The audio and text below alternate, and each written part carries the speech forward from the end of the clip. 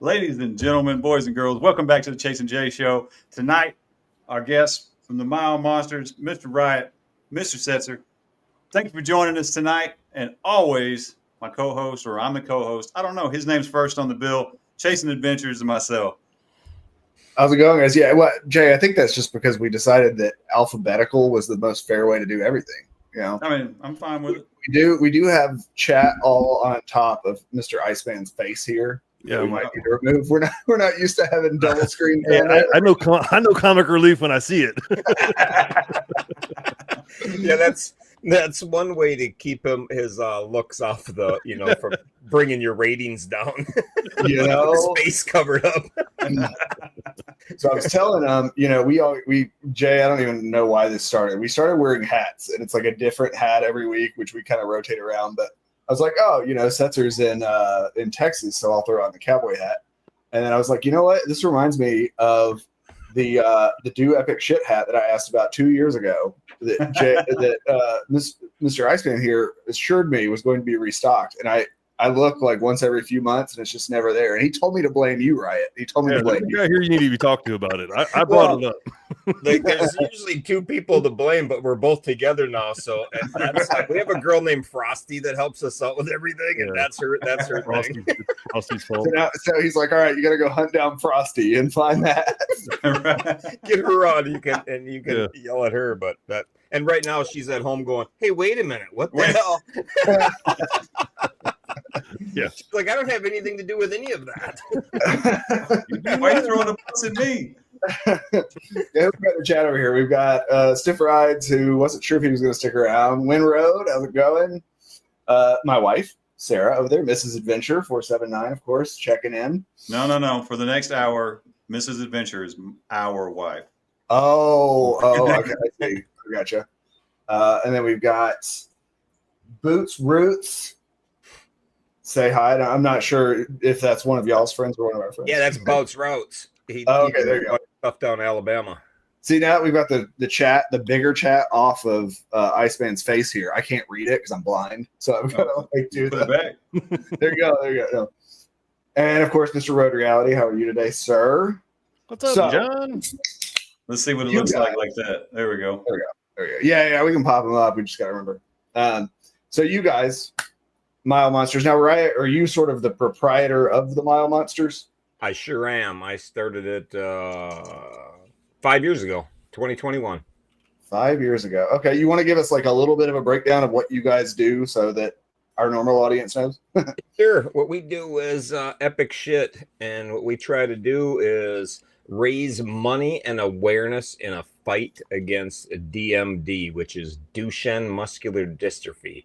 It's a horrible form of muscular dystrophy. It affects boys typically, and it is 100% fatal. So we try to provide the kids, we call them heroes, but we try to provide these boys with anything and everything they need to live their best life, whatever that is. So if that's a van, if that's a trip, if that's treatments, whatever it is, we just try to step up and raise money to get them whatever it is they need. So we don't have a set thing. It's not like we just do one thing. And we're kind of, I tell people we're kind of like a biker version of Make-A-Wish. We just don't have the goddamn rules. So it's like we don't say no. So if a kid wants to shoot a machine gun, man, we're gonna find a machine gun and we're gonna take him out. He wants to jump out of a plane, I'm gonna take him up in a plane and chuck his ass right out of there. So whatever it takes, whatever their dreams are, we just try to make that happen. And it's pretty, I gotta say, it's pretty funny too, because like, the things that Mile Monster does for kids is not, nowhere near in the scope of normal, just like he said, if you want to shoot a machine gun, there'd be a board and there would be decisions, and he's already loading the gun, rules in my life were always more like kind of guidelines. So now I don't really think much of them. So if a kid has a terminal disease, he wants to do something, we're going to sure as shit make that happen. And if somebody thinks that's wrong, then I really don't give a shit. We just do it. Agreed. Awesome. Yeah, as I say, Jason, you've done at least one iron butt with one of the heroes, right? I don't know if there's more or if more. No, that wasn't me. That was Hopper. Hopper did an iron butt with Gavin. Okay. And that's what that ride actually got Gavin, the goat. He's got an actual IBA number, and so they did that on the way up to Lebanon in 24? I guess we did the yeah, June of 24. Yeah, and so how many kids do you guys work with? We have 7 kids that we help that are in our hero program, and then there's, a few times a year we reach outside of that and help certain kids that have hit us up or need something, or Christmas time we usually do something for other kids. So it's kind of varies, but we have 7 that we really focus on. And how many Mile Monsters are there? Hundreds. We don't have a set number, but there are hundreds of monster riders across the country, around the world, really. Yeah. Gotcha. Worldwide. And then there's mega monsters, and then there's monsters. So there's and there's different amounts of each. I was trying to think about that the other day, how many there are. Yeah, I think there's like 50 mega monsters, and mega monsters are somebody who's ridden 10,000 miles for fundraising. They've raised $10,000, or they just have done something truly epic, for the boys, something really above and beyond. Like Iceman here, he was a mega monster. Easily he's done all kinds of miles for the kids and raised all kinds of money and really been influential in making their life so much better. It's just kind of fun to be a biker who's spent our whole lives, not just mine, but like Iceman, our whole lives raising hell and doing all kinds of stupid shit, and then to think that I was only building a skill set to help children. It's for the children. Yeah, I was like, I never would have thought that possible, but it sure is. It sure is awesome to do it, And it's got to be nice to have somewhere to focus that energy that you're going to have anyway. For y'all to set up something like that to reach out and help young men, predominantly young men or kids, and to be able to focus that into something, that's pretty dope. Yeah, that's really makes it special and really, really fun to do, and really makes it, worthwhile. There's a lot of risk to the stupid shit we do, and a lot of, the Hokahay a couple of years ago, I think we had 18 bikes that got, there was, I think 7 bikes that got totaled just out of our group. And I think 18 had some damage, so there's some serious risk involved with how we do things. And when you see that, raising money to get a kid a ramp on his house so he can get out, or to see a kid, that so we can fly him across around the world to go see Gene Simmons on stage, like that. Yeah. That shit just makes everything I've ever done, Iceman and all the other monsters, is so worth it. It's just, I just like laugh at risk. If that's what I get, I'll take that chance any day.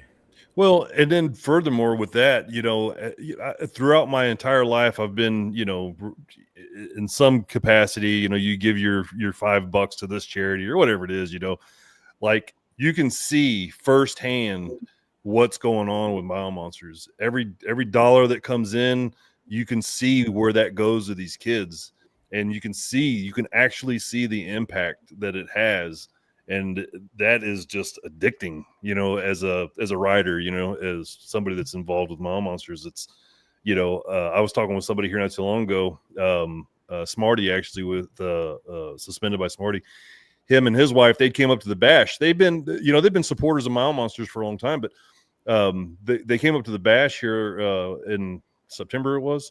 And when he got back, he was just like, he called me and he says, I'm hooked. He was like, you could just, like, we had, so once a year we try to get the kids together and have like a big powwow, right?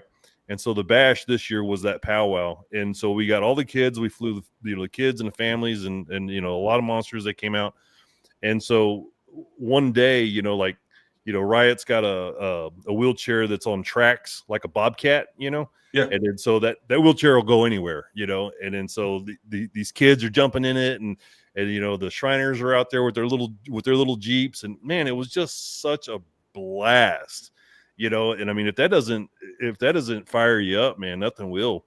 But like he had said, he's like, man, being there and seeing it, he's like, I'm hooked. What's next?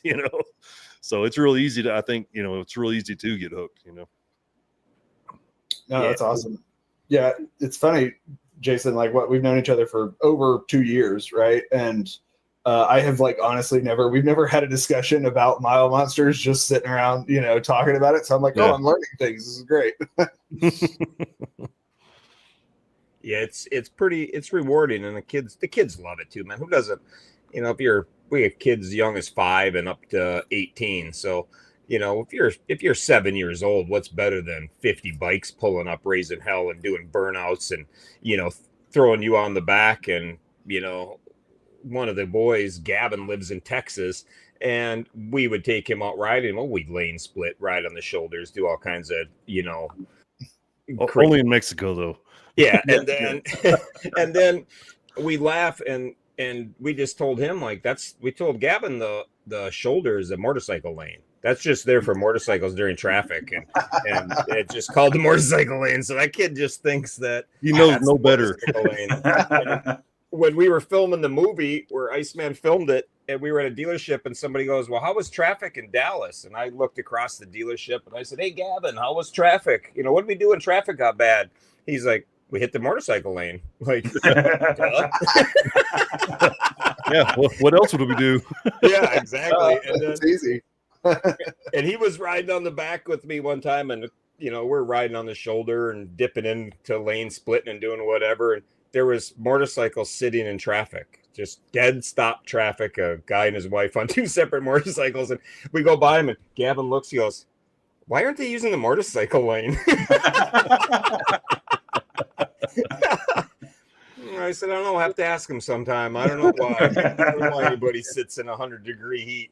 So I don't know. Pretty good. Yeah, and you guys. So I've many people know this story, I suppose, but I met Jason at Stubborn American in 2023. Just by chance, we were tent camping, and you guys popped up a tent next to us. The 6 of you. We kind of got to talking, hanging out, everything like that. And we had some drinks. Was that Friday night, I believe? We had some drinks, and he was like, hey, we're going to go do a ride tomorrow morning. Do you want to come? Whatever. And I was like, sure, why not? So we had more and more drinks and stayed up rather late. And I woke up and I was like, you know what? I committed to doing this. I'm going to get my ass out of the tent and go ride with these guys who I had just met hours beforehand. So we get going, and right out of the gate in Mexico, we went from K River to Mexico really quick. And it's like I am hungover, and I'm just on the speed governor on my BMW, just ding, ding, ding, whatever. And I'm like, what did I get myself into? Yeah. Chaos and nonsense is what you got yourself into by saying yes. Yeah. Hey guys, we got another one. He's going to follow us. All right. Yeah, right. Exactly. And they were just like, all right, just pin it, we'll go. So that was kind of my introduction to you guys. And of course we stuck around, and, we chatted afterwards, and we've been chatting ever since, really off and on for the past couple of years. Good times. Coming from the guy who I'm assuming you still hold the Mexico world record of fastest saddle sore 1,000, fastest 1,000 miles in a day. Yeah, nobody's broke it yet. Was it 10 hours and 41 minutes? Something like that. I think it's somewhere in there, somewhere. Yeah. I saw somebody It was funny about that ride. Simultaneously, I got a record, and I got the new record in one organization, and almost got kicked out of another. Yeah, they're not super big on that sort of thing. Yeah, I saw somebody post something yesterday about how Florida, I think was it Florida, was making basically going triple digit speed like an actual felony, and I was thinking about you, and I was like, oh man, what are you gonna do? Yeah, those states try to make it a felony, but it never sticks. It always gets beat in court. But they got super speeders down there that are pretty brutal in Florida. $1,200 for a super speeder. Yeah, it's at the end of the day, it's usually never about safety and well-being. It's about money and revenue. So Oh yeah. That's how I feel about it. Uh-oh. If there's a fine attached to breaking the law, then that means it's legal for a fee. Yes, exactly. Yeah. Yep. Exactly. That's legit nice. too. Yeah. That's so true. But if they look, your heads up, if they hit you with the blues in Arkansas, pull over because they changed the laws on the running in Arkansas. So if they do hit you with the blues, just go ahead and ease on over. Don't worry about it. Yeah, I got stock Harley. My running days have come and gone. Right. You run and the guy's like, "Are you stupid?" I got pulled over the other day. I was doing Hops Rally. I got pulled over, and the same thing always happens whenever I get pulled over at night. This is how it goes. I come over, like I'll come over a hill or they'll come over the hill, and we're the only two people on the road. And it's like once I see headlights, my radar detector goes off. I start grabbing brakes and jamming gears, and then the lights come on. It's like just that fast. That's how it always goes down. So this last time that happened, I'm coming over this hill, and I'm like, oh shit, and so like, I grabbed and slowed down as fast as I could, and so I seen him light it up. I just pulled over. He didn't even like he had to speed up to like turn around to get behind me. I was already pulled over. He was like, well, thank you for and I was like, yeah.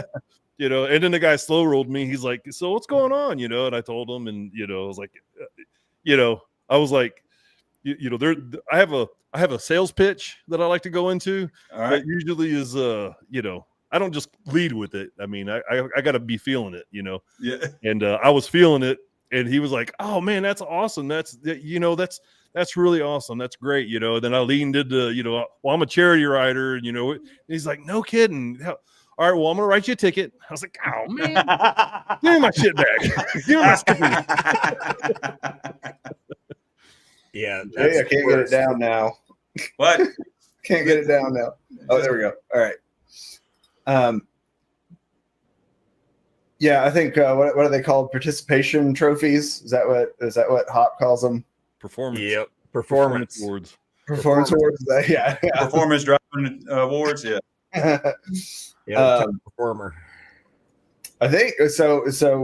I talked myself out of one of those the other day. And so you guys and your crazy hooliganism, knock on wood, I haven't gotten pulled over in like a decade. So I don't know what y'all are doing. Really? Damn, I got pulled over. I think I was only at like 5 times this year, but last year I think I got pulled over. Was it last year or the year before? I got pulled over 23 times. I think last year I got pulled over 6. Did you just get one real recently? Yeah, this is. Iceman, I don't think they're meant to be trophies, sir. Those are for this year. Well, I was saving them because I was doing 100K this year, and then that blew up in my face. But can you write those off on your taxes? Yeah, the accountant. Yeah, right.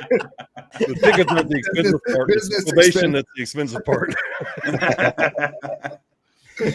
Well, see, Your Honor, I had to get these tickets so that I could write them off for my charity. I would love to be a fly on the wall for that conversation. Yeah, but Makes complete sense to me. Jason doesn't print off his like IBA certificates and hang on the wall. He's just got tickets, Right. lining the wall. Big map with a pin stuck in each one where he got them at. Yeah, No doubt. Some of them I'm going to gold plate. I'm like, that one was expensive. And if you look here in the Northeast, I've got a hole. I don't have a hole from up there, I'll tell you that. I live in Jersey. I got the Northeast covered for you. Nice. Yeah, you guys need to do a combined Mile Monsters map of tickets. So it may just be all the things in the United States, possibly, depending on how many people there are. But yeah, so Road Reality had asked about the Botox, so I've got to do it because it's a fun story. So this was the day after the ride, right? Oh, why is that? Oh, there it is. Oh, that's my bike. There we go. Oh. So I believe this was Saturday night. I believe we did the ride Saturday morning and then came back and they had the mini bike race and everything. And then I volunteered to do the burnout drag judging while you your tents and Sarah here, you introduced her to what's it actually called? A Bota box? Beatbox. Beatbox. That's right. And it wasn't me who introduced my sister-in-law. He was drinking one, and so I was like, she goes, "Hey, have you ever had one of these?" And it was like, it's got some kind of wine or something. It's like some kind of, I don't know. And so I was like, "No, let me, So I took a swig of it, and I was like, "That's pretty nice. That's pretty good, And I said, "Do you get any more?" She said, "No." I said, "Well, I'm going to run to the store real quick, and I'll just get some more." And so when I get up there, I get into the cooler, into the freezer, and they don't sell them by the case or by the packs or anything. They sell them all individually. And then there's a reason for it. Come to find out later. And It's so ghettos. I take one of these cartons and I dump all the shit out of this carton, and I took all the ones that they had of that flavor. And so I go up to the front with this big thing of these beat boxes, and I said, "Hey," I noticed y'all don't have any cases of these back there. He goes, "Yeah, we don't sell them by the case. Nobody's ever wanted to buy them by the case." I was like, "Oh, whatever," didn't think of nothing of it. Well, these damn things have like 12% alcohol. And so I had no idea, And so I get back, and then I have all these freaking beat boxes. And then so my sister-in-law was like, "Jesus, Jason, what are we going to do with all these?" And I was like, "I thought you wanted some." She's like, "Yeah, like 2, 3 maybe." I had a whole, my whole motorcycle was full. Anyways, so I started passing them around. And then so your wife was in the crosshairs there. I'm like, "Hey," I said, these I think they're pretty good, so have one. And then that was it. Both of our mouths were red. Drink these damn wine things all freaking night. Oh my God.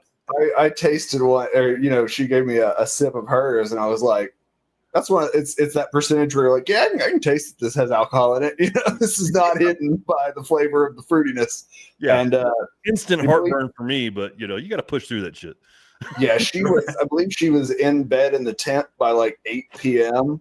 Like it was like she had 2 or 3 of those plus whatever else we've been drinking, and it was like bedtime. So Botox came from, but I didn't know what they were called, and I was calling them Botox all night. Hey, let me have another one of those Botoxes.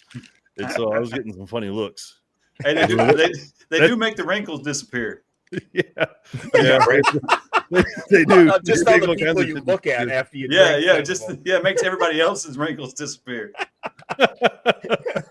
Yeah, I think while I was off doing something else, you were sending me like the world's worst phone videos of you guys like hammered in your camp chairs, just like, "Hey, we're like hanging out, it's great." I'm like, "What in the fuck are y'all doing?" It was brutal, man. Dude, I tell you what. So right next to Vicky there, that gal that's next to all of us, making the awesome face, yeah. That's Amy. That's Kyle's wife. So Amy, she introduced me to this bottle. So she's like, she's got these pills, these little purple pills, and she's like, "You're probably going to need some of these," And I'm like, "What are those?" And she's like, "Well, these are hangover pills. You don't." No, not mushrooms. They're these keep you from getting hangover, And I was like, "Oh, cool," So I popped the top and I, ate the bottle, and I handed the bottle back to her, and she goes, You're not supposed to eat them all." You handed them all to me. What am I supposed to do? I don't know. Yeah, so you're pretty big. And I got to say, they worked. I didn't have a headache the next day, but I was feeling some kind of way, man. Holy shit. That was a bad night. I'm just hearing through all this that he just does not understand moderation and just goes all in with everything he does, A case of Botox and a bottle of pills. We couldn't have us a night. Yeah. And then he's like shocked that he feels a little bit off. Right. Like I felt a little, but not really hungover, but not quite right. I couldn't quite put my finger on it. As he's in a gutter, naked, staring at the dirt. Yeah. These were all very good observations, everyone. Yeah, it's not my first rodeo. You handed at it, Jason. So I think, did both of you guys have 100,000 mile years planned this year? No, he did his last year. You did yours last year, okay. And you did his last year. Yeah. And Jason, you were working on it and got hurt. When did you get hurt? Was that like May, June? April. Okay. Yeah. Yeah. And you were like 30 some odd thousand. And I think you said you finished with 51 something thousand. Yes, all that sounds. Yeah, I'm not trying to like open the wound. I just, I mean, shit, 51,000 miles in a year as oops is a pretty good year. Yeah, No kidding. Yeah, it's funny to think about, because we just talked to Pat a couple weeks ago, and then we talked to Dewey, who did that like 2.5 year Central South America thing, and it's like, just for perspective, what's Jay? You may know this. What's the average amount of motorcycle or miles that a motorcyclist rides in the U.S. per year? Is it like 3,000 to 5,000 miles, something like that? Yeah, I'd heard like 5. Yeah. Is it Yeah. 3,000? I don't think it's 5. I think it's 3,500. Really? Yeah. Yeah. I think. And I mean, let's see. For perspective, Jason, how many? You did a Saddle Source 6K that I think I saw. Yeah, I did one of those this year. Yeah. Yeah. And right, what's your longest sort of single trip? I did a 20. I guess the Hoka Hay is probably like 10 or 11 by itself, right? Yeah, I did 20. Last year I did several long trips, but I had a 20,000 miles in 20 days. I had 17,000 in 18 days. And I think I had another one of 15,000 in 14 days, something like that. So, yeah, some stupid miles. Yeah. What's an irreplaceable piece of gear for a long ride? What's something that, I'm just not leaving the house unless I have this? Wild ass. I was gonna just say, took it right out of my mouth. My wild ass seat topper. There's nothing. Anything else I can get by without, or I can buy it on the road. Yeah, that is something you can't get on the road. I guess one time I did get it on the road. They met me somewhere. That's how I met them face to face. But that is hands down, and it's one of the few things that survived 100,000 miles. Yeah, like when I rode 100,000 miles, my Legend suspension held up for 100,000 miles on 3 different bikes. I switched it every time I switched bikes. I switched the suspension, and my Wild Ass, and I thought there was one other thing, but that's really it. That everything else I wrecked: the bikes, the gear, helmets, you name it. Just 100,000 miles is a lot of miles. A lot of. I mean, I really have a lot more respect for anybody who's done 100,000 miles in a year after I did it than I did beforehand, because it turns into a job. It's just relentlessly long to do. So, but it was fun too. You get to see a lot of the country when you put 100,000 miles on. Helmet of choice. What's y'all's helmet of choice? Speaking of which, I wear a Climb. I have some past injuries, so I want the lightest helmet that's a modular, and that's a Climb. Carbon fiber. You can open it up to eat, drink, do whatever you got to do, but closes up nice. I have my phone hooked in it, obviously, but that's my helmet choice. And they have the shield tints automatically, so I don't have to change shields. That was my biggest problem when I wore a Simpson. They looked badass, but every time it got dark, you had to pull over and change the shield. And that's fine if I'm going to the bar, but when I'm competing or we're doing something that just 20 hours I got to ride, that just sucks to have to stop and change a shield. So wasn't doing that. Yeah, I have a Neotech 2 that I use, a Shoei, and it's I really like the helmet, but it's I noticed it does gets a little heavy there for a little while. I couldn't with your helmet on. I couldn't ride to the fucking store and back with that thing. It weighs so much. Like, I took it off his bike and I was like, "Holy shit, man! Do you got a neck like a football player?" It's like a wheelbarrow full of concrete, and he puts it on his head and rides all day. Gadgets hooked to it, cameras hooked to it. The thing is already a fucking cinder block, and now he's got a bunch of shit added to it. I'm like, dude, I put a liner inside of it, a noise dampening matte liner inside of it.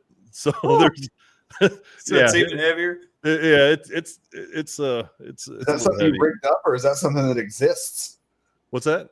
Is that something you rigged up, or is that something you can just buy off the shelf? Well, I bought it off the shelf, but it's pretty thick. It's not made for a helmet. It's not made for the inside of a helmet. It's on top of that. Kind of all the time I've spent on Google looking at random crap, I can't believe I haven't found the noise dampener for my Neotech, Yeah. No, right. You are right. Like for some, I am lucky in that I have a 17.5-inch neck that just like, for some reason can do it. But you have to get used to a Neotech. You really do, especially if you have camera shit on it. Like, Yeah. if you're not used to iron butting on it, like it will wear you out. Well, I'll tell you what, man. I was doing the Hops Rally here this last weekend, and I started the rally with the camera on my chin. So in 30 hours, I did right at 1,500 miles, and I did 87 stops. And so there's a lot of getting on and off the bike. And so it was probably, I don't know, I was probably about 8 hours in, and I was like, this sumbitch is coming off. Right. I was like, I'm done with this thing. Once it started getting a little dark, I'm like, you don't film at night anyway. And I was like, this is coming off. And so the next morning I was like, and it ain't going back on either.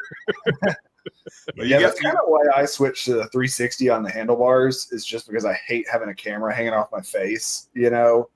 And so just being able to film forward and backwards at the same time with one camera that's not on my face is real nice. It has changed my camera life, that's for sure.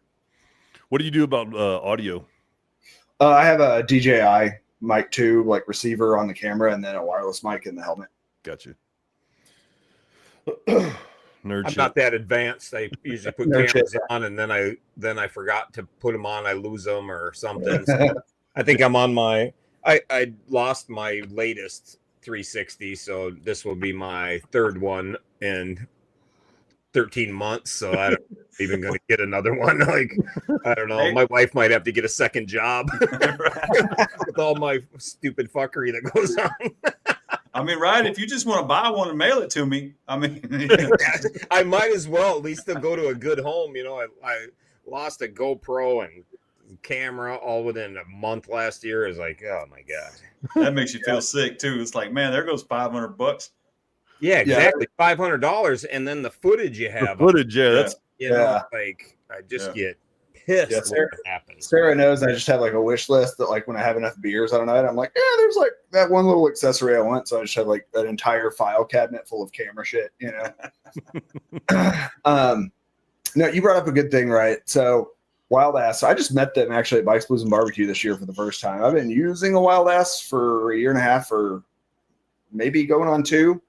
But now a lot of folks act like, it's not like a magical cure. If you're used to riding, 100 miles a day and you throw a Wild Ass on your seat, you're probably not going to be able to do a, saddle sore because of it necessarily, but it does just make the seat not a problem, like it really does. Like, if you're used to riding decent distance and you throw a Wild Ass on there, like, you're just going to stay comfortable for the rest of it, man. Yeah, it's awesome. And like, say, what do we got? Oh yeah, there you go. Road Reality with this. You can see it in people when they don't have one. You can see it in their seat, how they sit and how they move around. When we're riding long distance, I can look around. If somebody doesn't have a Wild Ass, I'll see them, they're moving in their seat, trying to get comfortable. And, everybody has it, is just chilling. So it's definitely something you got to have. I think. And, like, I've got probably, let's see here, I've got about $4,000 worth of seats in my garage. A lot of them are brand new, and it's like, because they think, this seat's going to be the one, and they never are. Like, I buy a seat that's going to put me in the right position because I'm kind of tall. So, like, once I get in the right position, it could be as hard as rocks. It doesn't matter because I'm going to put my Wild Ass on it. Yeah. Heck yeah. Coming up my way. That BBB is like my hometown. So that's why I was so stoked, because we normally get the like Clockworks or the the normal Harley stuff, which I'm like, I ride a BMW and a Triumph, so there's never anything at rallies for me, when it comes to that stuff. So seeing the Wild Ass tent there, I was like, oh, we got somebody I know. I'm gonna go hang out with them for a while, and got to talk. And I do, Jason, I know you tagged them in that post. I do plan. I've been sussing out how to make the iron butt on the Triumph Bobber actually feasible. So we're once the weather gets good, I'm not going to throw a bunch of Clearwater lights and shit on it. So I'm going to wait till we have long days, But be a man, ride it out. I'm already kind of blind, and after that ride around Arkansas with my busted wheel bearing and the the people trying to murder me and then the animals trying to murder me. I was just like, there's no way I can ride a bike without 17 lights on the front of it. You know, There's no such thing as nighttime if you have quality lights on. yeah, yeah, exactly. Like It's daytime in front of you. The sun's always rising ahead of you. It's just getting dark behind you. Right. Yeah, you might have some Actually- pissed off people passing you, but yeah. they come and they go. You saying that, actually, at least for me, I would say another required thing. I could not do the kind of night riding that I do without good lights. Like, there is no way I could ride all night or ride overnight or do whatever without having a pile. I mean, I have Clearwater lights. You, Jason, you use Denali's, right? Yeah. Yeah, Right? What do you use? I use Tractor Supply lights. Yeah.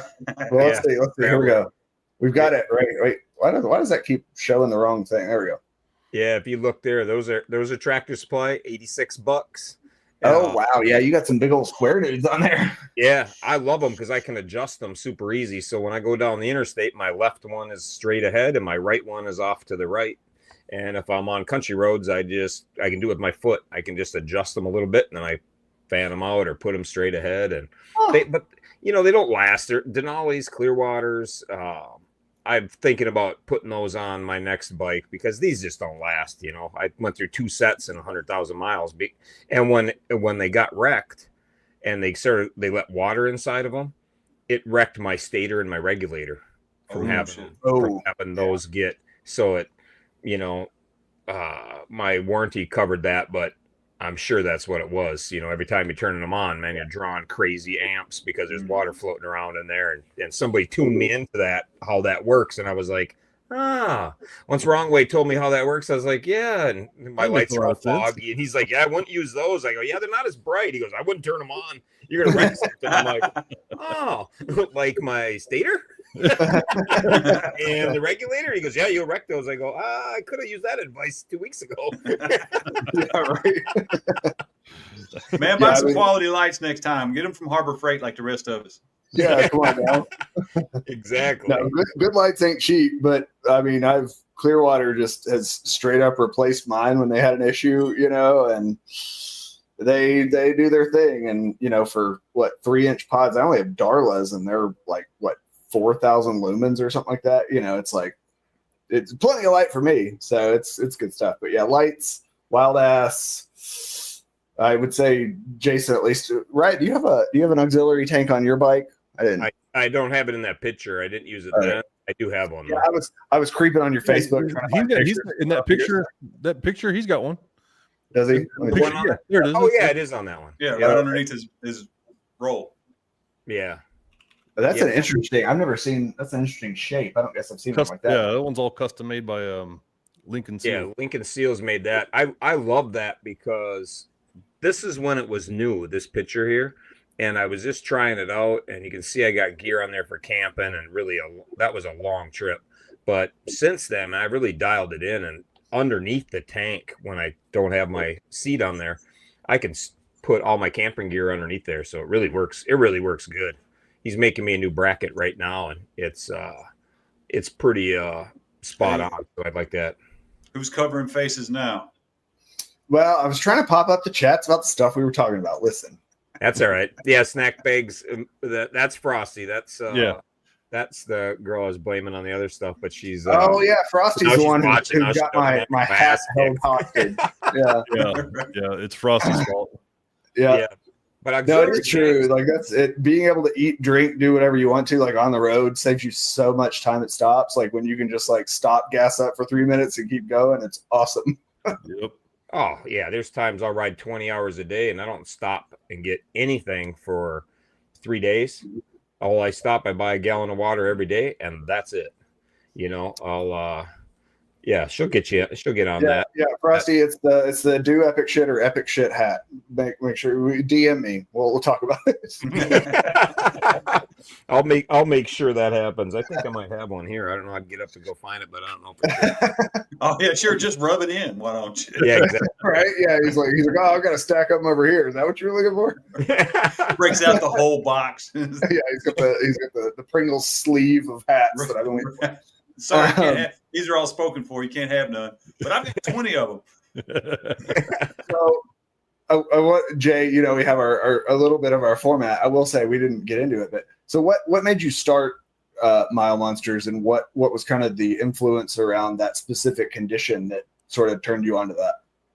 Well, when I was going to do my first Hokahay back in 2018, and they want you to ride for a charity. And at that time, my sister was battling breast cancer, and I thought about doing it for that. And a guy I used to work with, his son has DMD, and I didn't know that much about it. And when I realized how bad it was, that it was terminal and just kind of shitty, I was like, you know what? The kid needs somebody to get his name out there. So I decided to do that. And my original plan, I was just going to do one Hokahay and sell that bike and get back to life. And I did it, and I did pretty well during the Hokahay, and I did pretty well with the fundraising.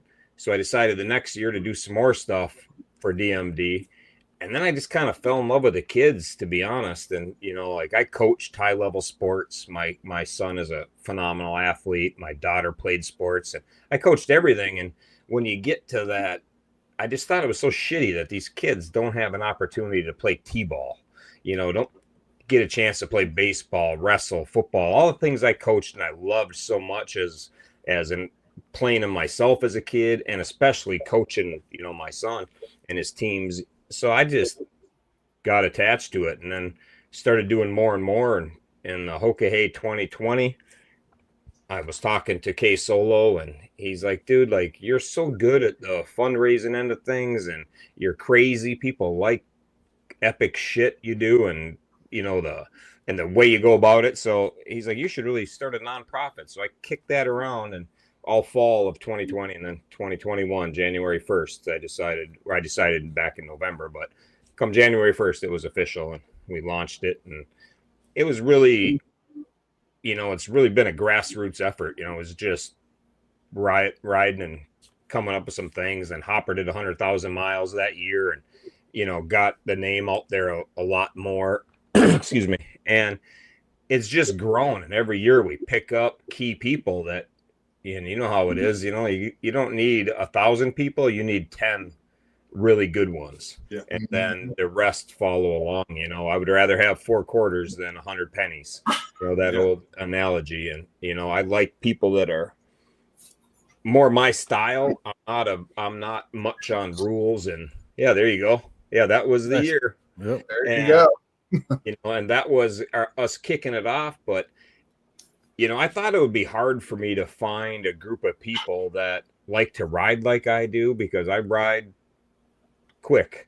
I've I don't know how else to put it, but I like to ride fast.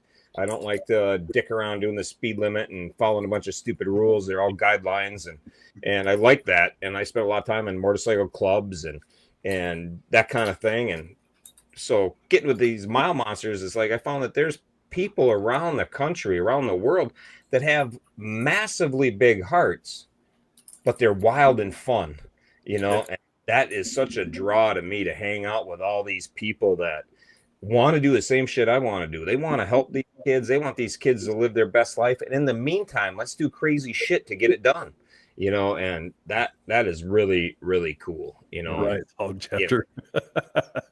Yeah, my hog chapter. Yeah, I'd never been on I'll just tell the story quick. I've never been in a hog group. I don't know jack shit about hog chapters other than they ride slower than I do. So we were going to go on a ride to a church, to go to church on Sunday during a ride this October. And we were going from San Antonio to Houston. And I told everybody, like, this is going to be like a hog chapter ride. We got 20 bikes. We're not going to be, lane splitting and doing stupid shit. We're just going to go as a group and, change lanes and everything. But we're going to go there and we're going to do it pretty good. And I don't know. I was just riding. I wasn't even paying attention. And people were talking about, rev limiters going off, and we're doing 108, 105.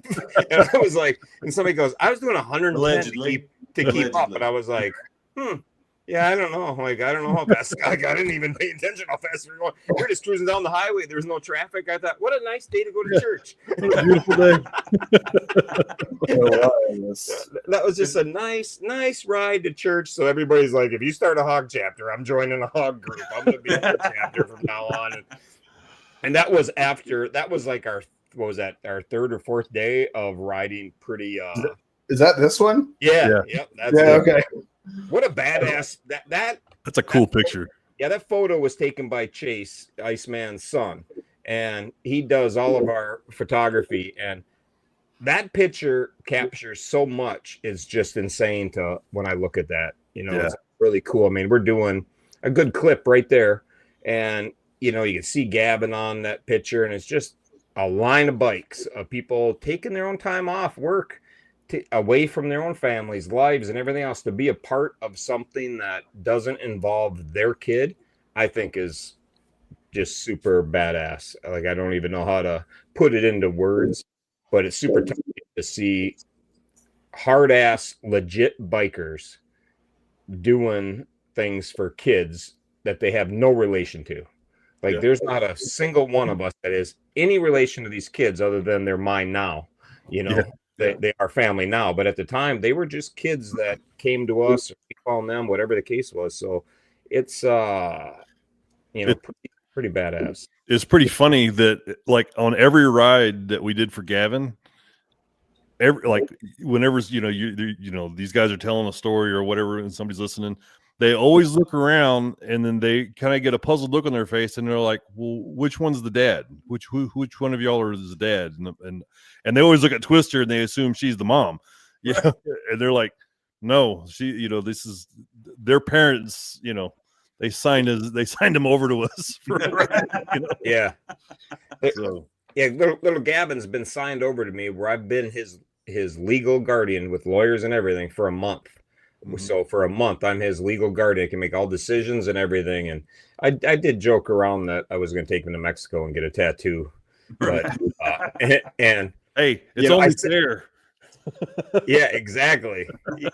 And I told Gavin I'd get him a tattoo, and if Gavin would be willing to get it, I'd do it too. But he's still like, I don't know, like. He's still young enough to know, like, that's probably gonna hurt like a son of a bitch. It hurts good here. Send him my way. I'll talk with him. Exactly. Yeah. Speaking of tattoos, right? What's that on the back of your hand? That hand or that one? I am the Nordic Compass is that one, yep.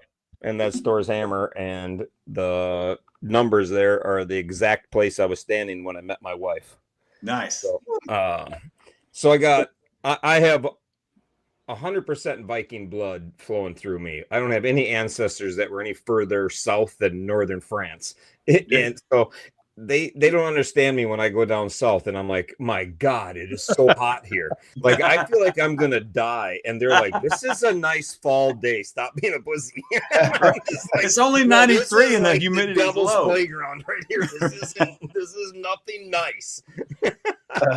When we started discussing via Zoom or online or whatever, Gavin's first ride, his first ride was the Gavin's the Texas tour. We took him to every Harley Davidson dealership in the state of Texas during July, and there was record-breaking heat that year. It was 100 plus degrees every day. Gavin rode every mile of that, but what was funny was the planning part of that, where Riot was talking about, camping and these things. And I'm like, I know what I think. I think I know what camping means. What do you mean by camping? Because it's going to get, it could be as cool as 90, And he's like, yeah, I don't even know that I'll bring my sleeping bag. It should be pretty warm there, huh? And I was like, yeah, it was pretty warm. Yeah, I was like, yes, right. I don't. This is your show. I don't know. We'll see what happens. Yeah, the camping lasted 2 days. Yeah. Now I know Iceman well enough that he'd just punch me in the face if I said that. We're gonna camp for a week, and I'd be like, no. I'd wake up and I'd be like I said, we're not ever camping again. Yeah, it was warm. Right.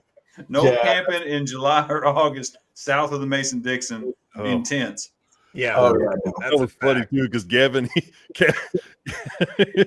we had, I think I got video of Riot asking Gavin. This is the second night of camping. We slept on the beach the first night. We almost got washed away when the tide came in, and then the second night we got all eaten up by mosquitoes, and so the It was awful. Like the no third sleep. day. Starting an 8-day ride out. We don't get any sleep the first 2 nights. yeah. It sounds about like Jason planning. That's what this sounds like. Yeah. So Hey, wait a minute. Which one? the third day, the third day, Riot asked Gavin, he's like, so what do you think about being a biker? And Gavin goes, this sucks. They're like, what do you mean it sucks? I got no sleep for 2 days. Of course, he was sleeping on the bike, so and Gavin, we were in a tent, and Gavin doesn't want the door closed on the tent. So there's like mosquitoes in there. So I'm like, well, then you need bug spray on. So we're inside this little 2 or 3 man tent, little pop up, and I just take the off and spray him with off. And so he's coughing and gagging inside this tent. And I was like, I don't know, man, if the door's open, that's what happens. And then like, I don't know, I was getting shit together, and there was a spider in there. And this is Texas, everything's ginormous. So there's a spider in there. And so I pulled out a gun and I said, I don't like spiders, man. I'm going to shoot that son of a bitch. Yeah. I said, Gavin, you're probably going to want to plug your ears. And then I was like, you know what? I have a kid in here. I can't be shooting spiders. yeah. So that's kind of like Gavin's got a different perspective about life because he's been raised now for the last 4 or 5 years with bikers. Yeah. He's probably the coolest kid in school. I don't know what you're talking about. Yeah, exactly. But his view on life is just different because he just wants to go do things, and people are like, "Oh, you can't do that," and he's like, oh, "Bullshit, Iceman, let's go do this." All right, and they go do it. Yeah, and that's in all seriousness, my role in all this, that those kinds of things are just, I was hit real hard with this organization whenever I did the Texas tour, the first tour. I didn't know these guys, and kind of a funny story how we linked up, but we got about halfway. We were about halfway through. We stopped at Lone Star. It was like the midway point of the whole trip. And this was been the second time that I got to meet his parents. The first time, of course, being the day one, right? And so I'd seen a couple things, a couple comments online, nothing severe, but just some things that you noticed, And so, like, for me, I'm doing this tour with these guys, who I didn't really know that well at the time, but Riot, Twister, and Hopper, they love this kid Gavin, and it's just like you can see it on them. This isn't like something they're just making up. They've been a part of this kid's life since his diagnosis.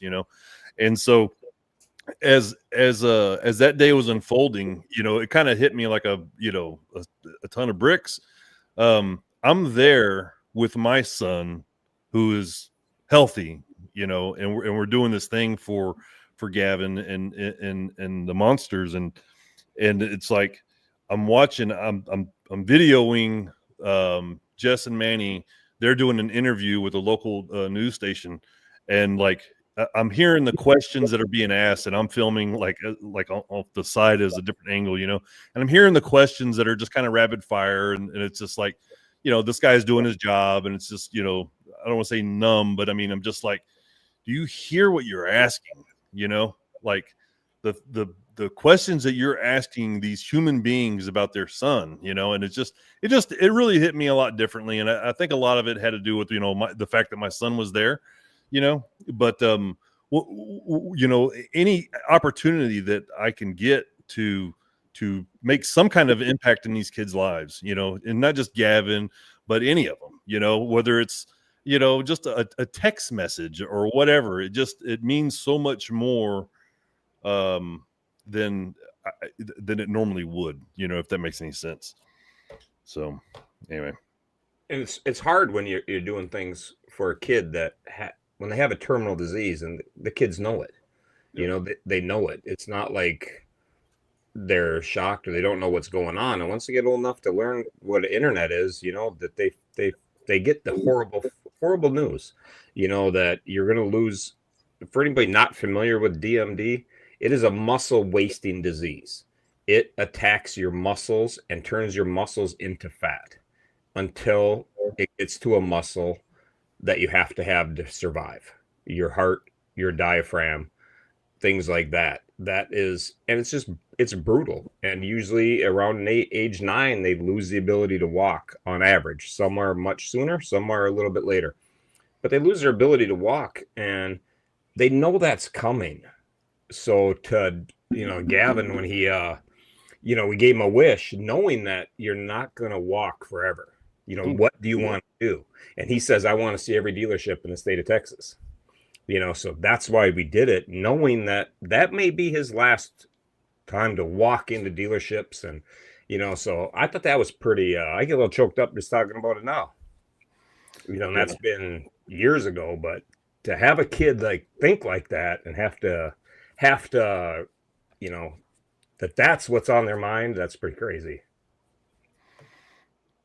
And my dad's a doc, and I've been around, a couple of sick folk in my day, but it seems like that kids have a crazy strength, and I don't know what it is. It's like as we get older, too much stuff gets to us. But I've seen, I've spent a little bit of time with some terminal kids before, and man, just the clarity and the strength that they have sometimes, it's like, wow, dude, there's no way I would be in this frame of mind, even this deep into it. And sometimes it really, I don't know, it pushes me, Yeah. As an adult, I don't know. As an adult, at 46 years old, if you told me, hey, next year you might not be able to walk. Yeah. I don't know. I wouldn't know what to do with that, How old is Gavin now? What's that? How old is Gavin now? 12. 12. And what's the life Okay. expectancy? Yeah. It changes. It had been like your 20s, your 20s, but there are people living into their 30s now, and I know there's a few even to their 40s. But I know one boy who died at 8, one who died at 18. So it's just where that disease, what it gets to. If it gets to your heart and attacks that muscle, it's really tough. And the diaphragm's another one that's really tough. And usually it's legs and then arms and your shoulder muscles and things like that. So, and not only is it it affects every boy differently, right? And not only does it affect every kid differently, all the treatments affect the kids differently. Also, you can take kid A and give them treatment A, and kid B doesn't respond to treatment A. It's still a rare disease. It doesn't get a whole lot of funding, a lot of research. So, it's just, man, it's tough. That's part of the goal with Mile Monsters is to raise awareness, because Duchenne muscular dystrophy is classified as a rare disease. And if it's classified as a rare disease, the level of money it gets for research is next to nothing. Where if it would just lose the rare category, it would join all these other horrible diseases that get at least some funding to get some answers and to stop it, So now things are privately funded. There's other organizations that do fundraising for treatments, and we help the kids with treatments, but we don't get involved with treatments. So there's so many different treatments, and I'm fortunate I've never had a kid who needed me to decide what the best was for his terminal disease. Like I'm like Iceman. My son's healthy, my daughter's healthy, and I've been really blessed. So I never knock a parent who's got to decide what's best, because I don't fucking know. Like I don't know what's best. What's best. I have little things in my head that I'd be like, yeah, I kind of would probably do that, but there's stem cell treatments, steroid treatments, no treatment. So there's a ton of different things, and money plays into effect. What insurance covers, what doesn't, what's research, has a lot of risk. There's so many variables that, we just don't get involved. Whatever the parents decide to do, we just support it, and that's that. We don't get into, we don't talk about treatments much. If kids need help with treatment to pay for it, we're there. But picking it, we're not the place. You're not going to go on Mile Monsters and be like, oh, those guys are really into DMD. Let's see what we can learn about the disease. You're going to be sorry. You're going to be disappointed. All you're going to learn is what how we ride like complete maniacs and do all this crazy shit for the kids. That's all you're gonna see, you know. Yeah. There's nothing about treatments. We're not doctors, you know. I swung a sledgehammer and poured concrete for a living, you know. Like that's doesn't make me. I slept at a Holiday Inn though, so I guess I'm probably a little qualified. I feel like I could, you know, like help a little bit. You're the Make-A-Wish side of things, right? And Yeah. you're shooting spiders in your tent, and taking kids on rides and doing stuff. How many Harley dealerships are there in Texas? 40. Geez, okay, yeah, I was like, I didn't know if you meant like, oh, there's like 6 of them. We took them to all of them. Like, no, 40 is pretty legit. There's like 6 in Dallas. Yeah, I think that's probably fair. at least 6. Crazy. Yeah, in the DFW Metro. Yeah. Well, heck, what are there in Arkansas?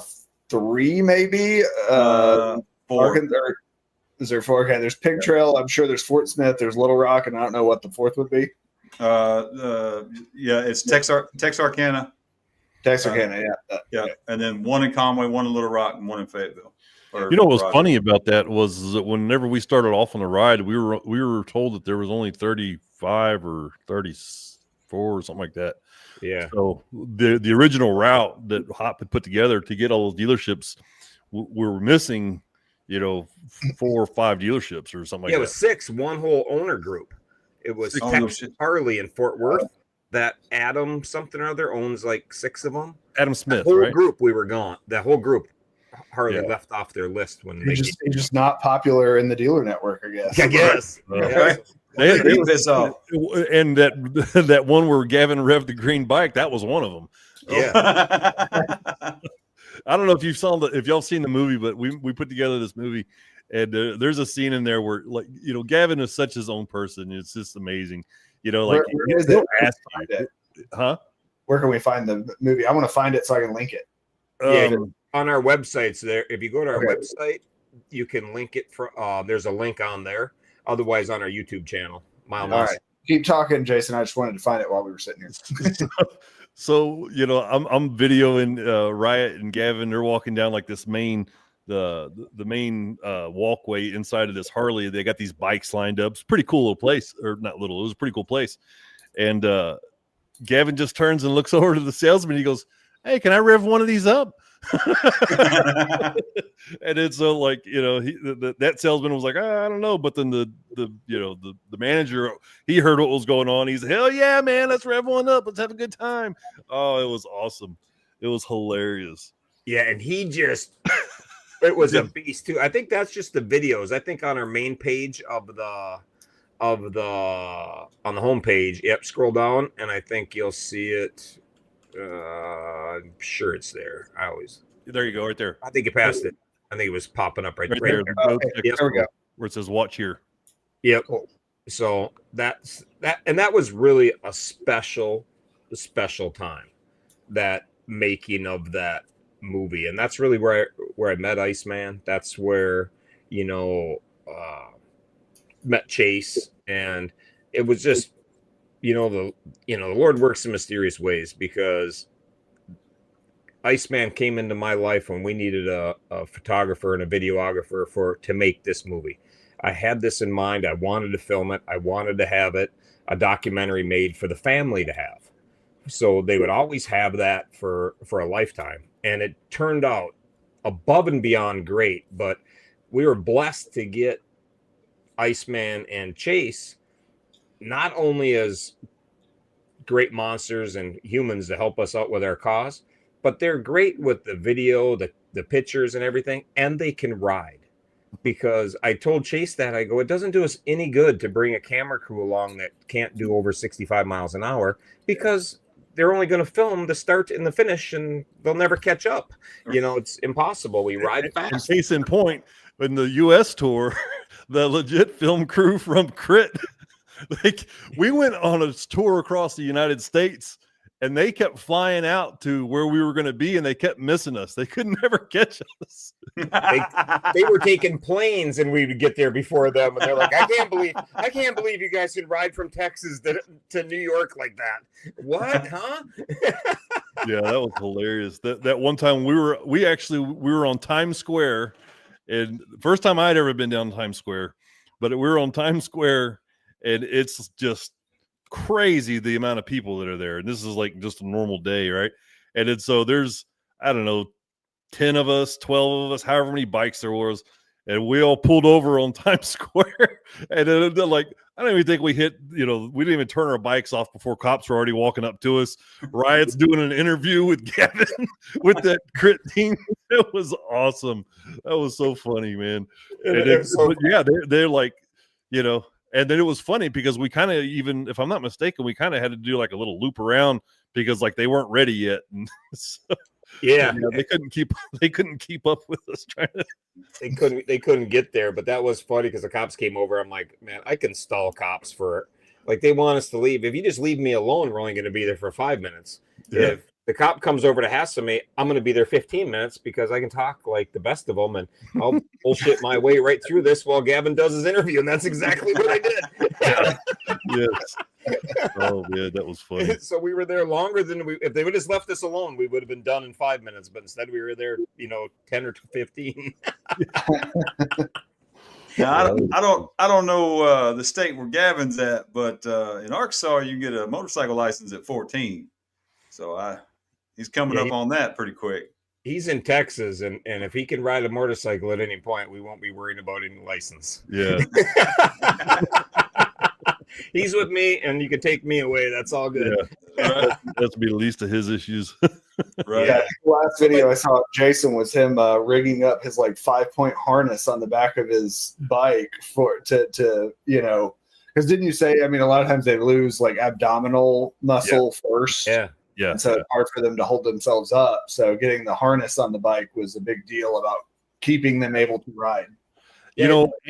And being able to ride like we ride, so when we did the Talking to Jesus tour here not too long ago, we had them strapped in, we could take turns, we couldn't take the jumps too well, but we could take turns real well. That hurt them a little bit when we did that, but yeah, it's the evolution of riding with the kids that, originally when they're young, we just put them on the back, but Gavin started in a booster chair.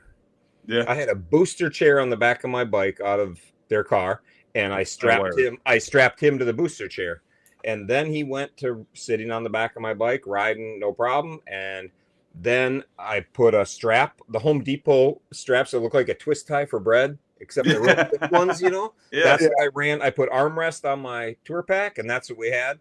I wiped out in the desert in Utah, and we were riding off road, and I hit some sand and dumped it, and so he got his first, as Gavin said, his first motorcycle crash. Yeah, so he was good, and I said it's more like it was more like aggressively tipping over.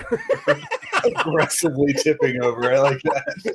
Like it launched me a little bit, but he was okay. Yeah. But he was like screaming. He goes, "I could have died," and I'm like, "Yeah, man, that's not how it works, man. Like we'll be in a much worse crash, and if you're worried about dying, you're good." But afterwards, he was super happy, that he did that. But we went from that, having him strapped in, to now he really needs the harness that Iceman put on his bike, and that's awesome because they lose hand strength where they can't hold on to your butt or hold on to you, whatever it is. So it's and that's what we do, and that's what we're famous for, is we just do whatever it takes. Like, whatever it is, that's what we'll do. We're getting a sidecar now, so we're up in the game a little bit, and we'll have a sidecar rolling for 2026, so we can take the kids rides with that. How many of the kids have ridden on the back of a motorcycle or a motorcycle? All of them. Yeah, all of them. Well, not Drew, right? Let's see. No, I guess Drew would be the only one. One of them has not. He is, along with DMD. What's super common with the kids with DMD is to be in the spectrum. So one of the boys is really hard. His sensory issues are just off the charts, so he really struggles with that. So I think that's the only one that hasn't been on a bike. The rest of them have all been on bikes. We've went on rides, or somebody's been to their house, or and fun enough too, their parents, like at the bash, Tam and Nicole, they both got on bikes, yeah, parents never ridden. these parents are cool as shit, just letting their kids get strapped to the back of a motorcycle. That's unusual for the 2020s or whatever we're in nowadays, right? Exactly. That's that. I tell the parents that it takes another level of parenting to be okay with, sending your kid out. But Gavin's parents are very adjusted to letting him live his best life, and he wants experiences. We're cramming as much shit in as we can, and take him we'll do whatever it takes to do whatever. And he's the kind of kid who wants to get out and do that.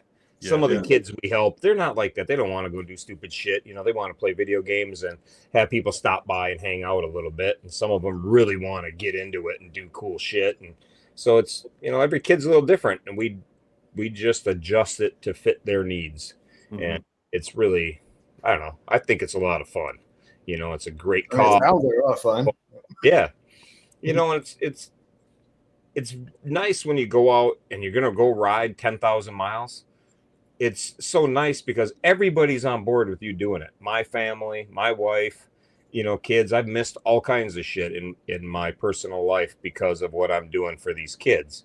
But in the end of the day, it's so good that it's easy to get behind, and support it. So it's just fun, it works out good for me. I'm gone probably a little more than I even like to be gone with Mile Monsters because we have so much going on all the time now, but it's all just so epic. And to see the smile on the kid's face, I don't know if you guys saw that last week where, we brought a kid from Northern Ireland to California for the Love Ride, and they went on a ride.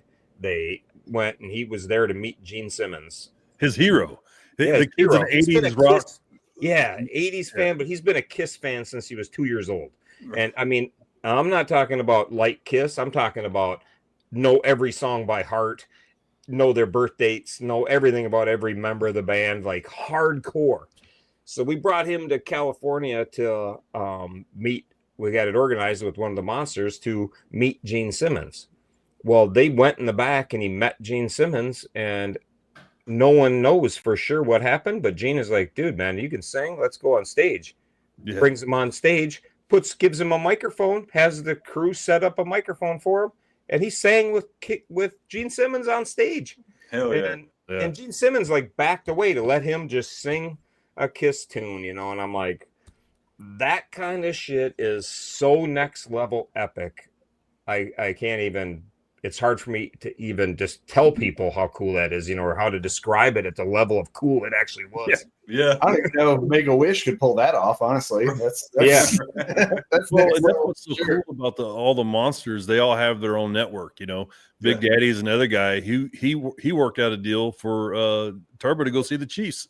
The training day, they were out there. They took him up. I think they set him up for the weekend, right? Yeah, we took him in June. And we went and met the Kansas City Chiefs, and they brought him around the field. Every player the whole team was with him for half an hour. It was just awesome. Called him by name, that's so Big Daddy, he went to school, or he played for the coach? Randy Reed, in college. Yeah. Andy Reid was a line coach back then in the late 80s, I guess, early 90s, whatever it was, late 80s.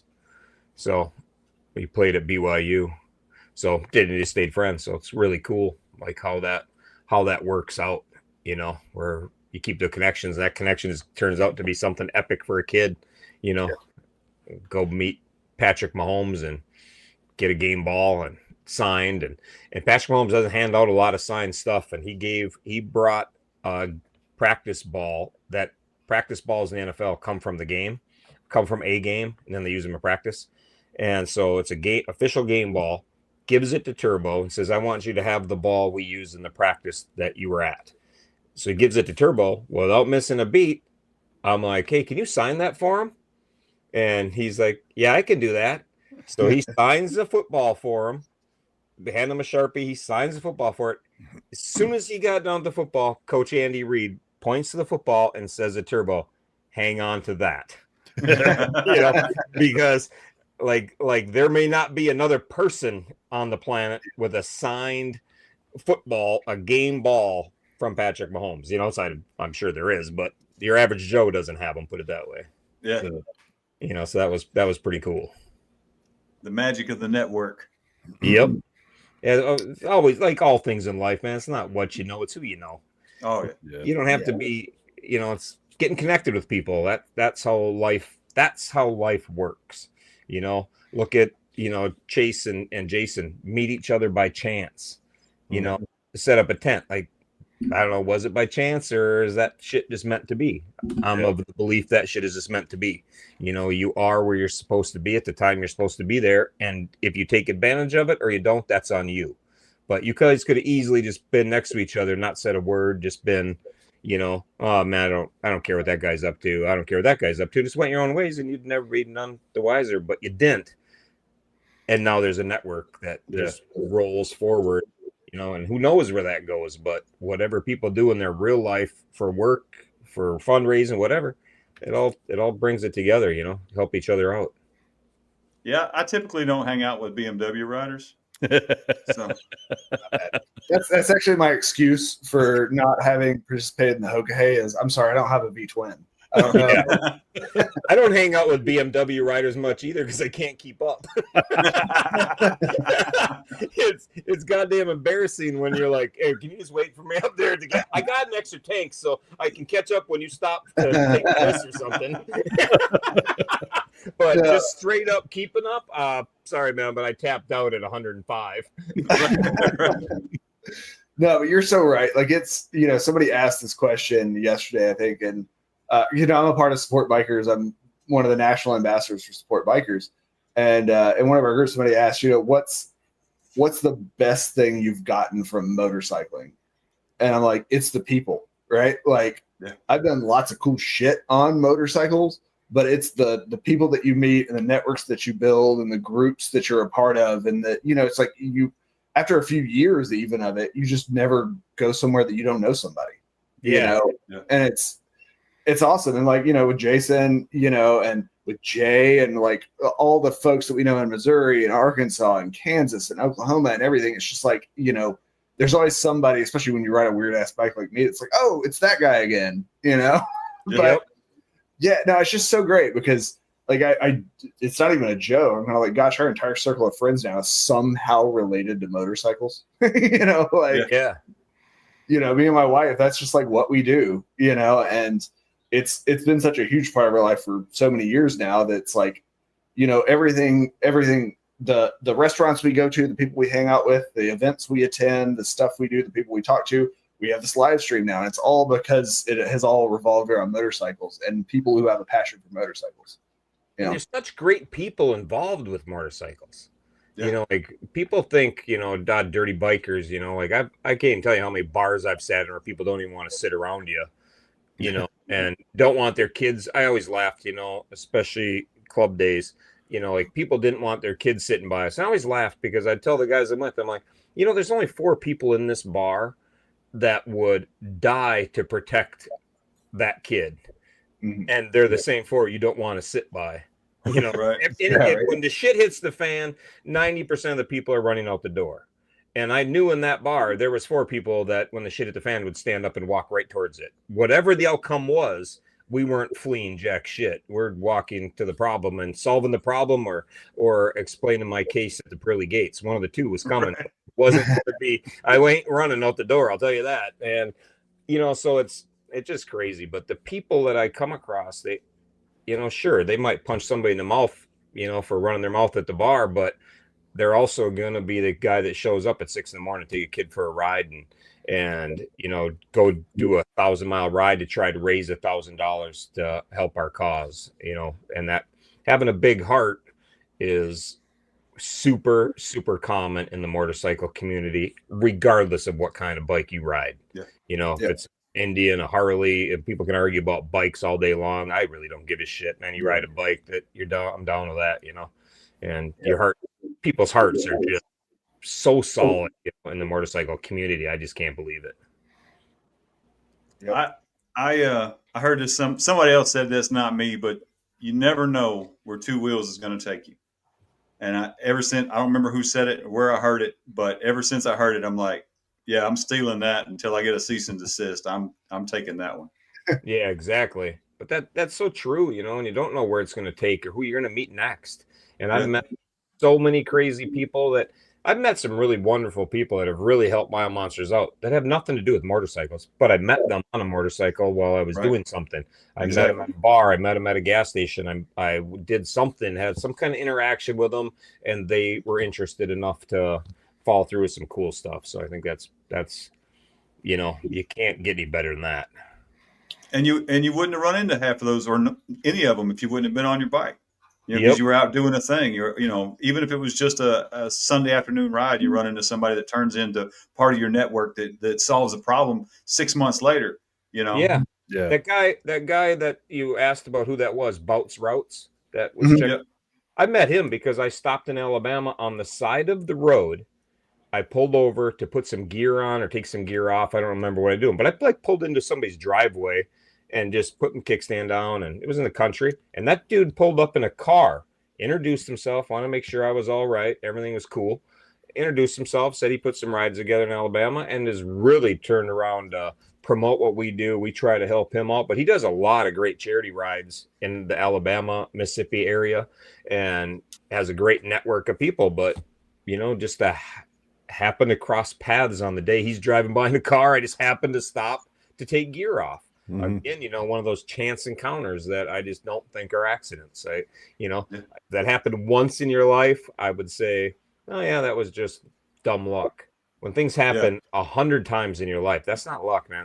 That's the stars lining up, and there's you believe what you want, but I think God's got a hand in what you're doing, and steers you a certain way. You want to listen or not, that's up to you. But there's you get a little guidance, put it that way. Right. That's the guardrails. They Yep. just keep bouncing you around where you need to be. Yeah, exactly. You don't have to listen to a guardrail, but if you choose not to, you're gonna pay. Yep. Yep. Guidelines can be written across. Guardrails, they come with consequences. Yeah, hard ones too. So Jay, what well, do y'all got planned go for it. real quick? What's that? What do y'all got coming up? We're pretty much wrapping up for this year. We do a little Christmas fundraiser we're gonna have to get the kids some Christmas presents. Okay. So that's not a lot of riding. That's just more online presence and promoting that. That's going to be coming out here Thanksgiving time. And Where then can people find out about that? what's that? Where can people find out about that? Most of the stuff we put directly on Facebook. It'll be on the Okay. website as well. But our Facebook, anything social media, Mile Monsters Inc. Okay. You can find us. Facebook has a group and a page because I had a group long before I started Mile Monsters. Yeah. And when I started a nonprofit, they make you have a page. So we have a group that's called Monsters and Heroes, and we have a page that's Mile Monsters Inc. And it's really, we do a lot of Facebook stuff. I guess the people that are really into it are a little bit older, and Facebook is the ticket. Anybody in their 40s, they're using Facebook, and it's easy to use. And but this year coming up, we're going to get a lot more into Instagram and some other ones that we're on Instagram, but I just don't use it all the time. And I'm just an old biker construction worker, man. I'm not a tech savvy dude. I can turn shit on and post stuff, but that's it. Any editing crap like that, I do my best, but my best isn't great. Have y'all looked into maybe starting a Discord for the younger cats? Yeah, we have. The younger cat, let's see, is it that way? That younger cat started it. And it got rolling, then quickly got to the side thing. But I was just thinking that very thing that I think we should fire that back up. So thanks for bringing that up, because I do like that way. It's one of those things you got to get used to doing it. Yeah. And if you don't get used to it being your jam, you kind of then it's really hard, to look at this. So everybody defaults to what's easy, right? What's Right. natural to them, right? And so I was talking with Mandy earlier, Frosty, and we were jokingly talking about we have, between her and I, we have so many different group chats in Facebook. It's just holy shit, And But, texting, texting is just natural to me because I was of the age where phones came out. We went to texting. Yeah. And but my kids are younger, and what do? They don't. I text my kid, they don't answer me for 2 days, and they're like, "Well, I don't look at my text." I'm like, "What the fuck are you talking about? You don't look at your text? Like, is that the main thing on your phone?" My kid's like, "No, man. I'm like, I got Snapchat, I got this, I got that. If you want to talk to me, hit me up on this." I'm like, I don't even know what the hell they're talking about, let alone have it on my phone. I'm like, yeah, I don't know. Like, I guess I'll just call you and leave you a message. You can call me back 3 weeks later. Let me know when you check your answering machine. Yeah. When they were younger, it was easy because I could just shut their bank card off. Now they're goddamn adults and they run their own shit. I don't have any control over their bank. I can just go online and stop their debit card. It'd take them 5 minutes. They'd call me. Yeah, my debit card's not working. Yeah, I just want to talk to you about school, Yeah, nowadays it's like, a text message is something people that have your phone number are so limited, like I don't give out my phone number, like hit me on Instagram or Facebook or whatever, but unless I know you, like a text message means something needs to be answered, whatever. Yeah. So gosh, like Jason, good gosh, I guess we've talked a little bit on Facebook, but it's just like Instagram. He's the guy that randomly sends me this random ass reel, once a week, and that group of friends kind of thing. It is funny how things work nowadays, where it's like you're messaging in 7 different places, to different groups of people and everything. StreamYard's getting way better about letting you get to all those platforms. With a show like this, it used to be a pain in the ass, but their latest update I just saw makes it a lot easier to hit a lot of that. So Instagram was one that they held off on for a long time. It looks like that they just recently added that, I think. Yeah, they added it. They added it last year, but it was a big pain in the ass. You had to go in. You couldn't just click on it and do it like the rest of them. You had to go do a bunch of crap, which that means Riot ain't doing that. Yeah. Bunch of crap equals, that ain't working. So yeah. I don't know if y'all can see, but that's a 40 unanswered text, 700 and something unanswered emails. I would throw that some bitch away and get a new one, man. I thought you were showing me a picture of my wife's phone because that's what hers looks like. Text messages, I don't know. But I'm the opposite. You're talking about nobody having your phone number. The whole world has my phone number. It's right on our website. It's like I am such an open book. Like I get text all the time. I was like, I don't know. Yeah, Jay, there's 0 unread text messages, 0 emails, 1 Instagram message, and 2 Facebook messages. 73 unanswered on Facebook and 6 on Instagram.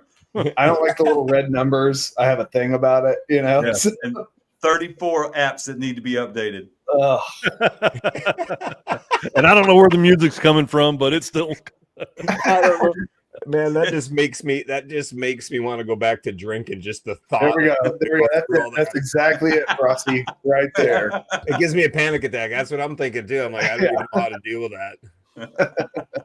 Exactly. Well, my problem with text is that I'll read the text, and since I'm a truck driver, I got my headset on, and I'll read the text and just throw the phone down and call the person, and so the text never gets answered.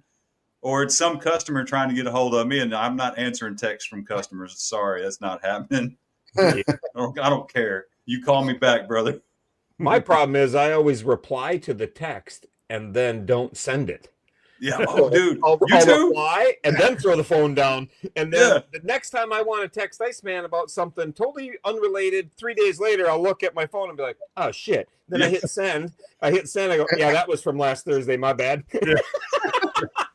Same. Or I'll get a phone call. Hey, about last. So I texted you a response last week. I just didn't send it. So I just thought I'd call you and tell you what I was going to send you. Yeah, exactly. I got something new now. Hey guys, we're the boomers now. I don't know if you know that. When I have to find my music on Classic Rewind, I'm like, shit. That's old. Our local classic rock station a little while back, I heard Linkin Park, and I was like, whoa, you guys are pushing a little too far forward. All right. Yeah, exactly. I'm not ready for Linkin Park to be on the Classic Rewind yet, man, dude. Like, that's still fresh new music. I don't care if they are retired. The first time I heard Nirvana on the classic rock station, I'm like, oh, come on, man. The first time I started hearing those things happening, I legit thought my local radio station, when I used to listen to local radio, I thought they had changed platforms. Yeah. I was like, oh, when did they start playing new shit? Yeah. Oh, they're not. Right. Yeah. I get out my driver's license and I look at that date and I'm like, yeah, I guess that was a good minute ago. Right. I mean, I can remember when I felt weird about Guns N' Roses popping up in Classic Rock Station. Yeah. You know? Yep. I still do. Right. I'm like, are they not in They're not a show coming up this weekend? So you asked about what we got coming up next year. I have something that I've been working on that is finally going to come off the ground next year, and I haven't told anybody about it. Really, just I got a handful of people about it. Riot knows, but I'm going to do this thing called Mural Madness.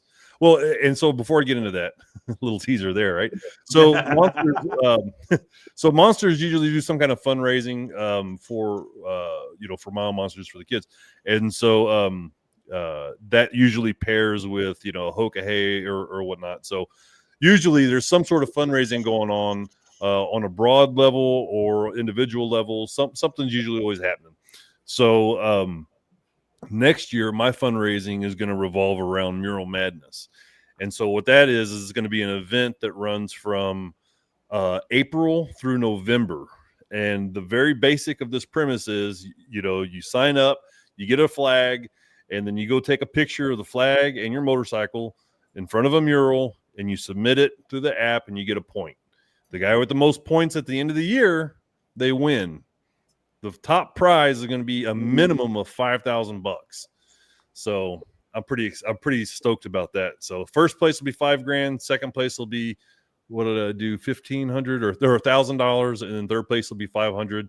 I'm going to do quarterly prizes and stuff like that. And if you're in fourth place, you have to pay first place. Yeah.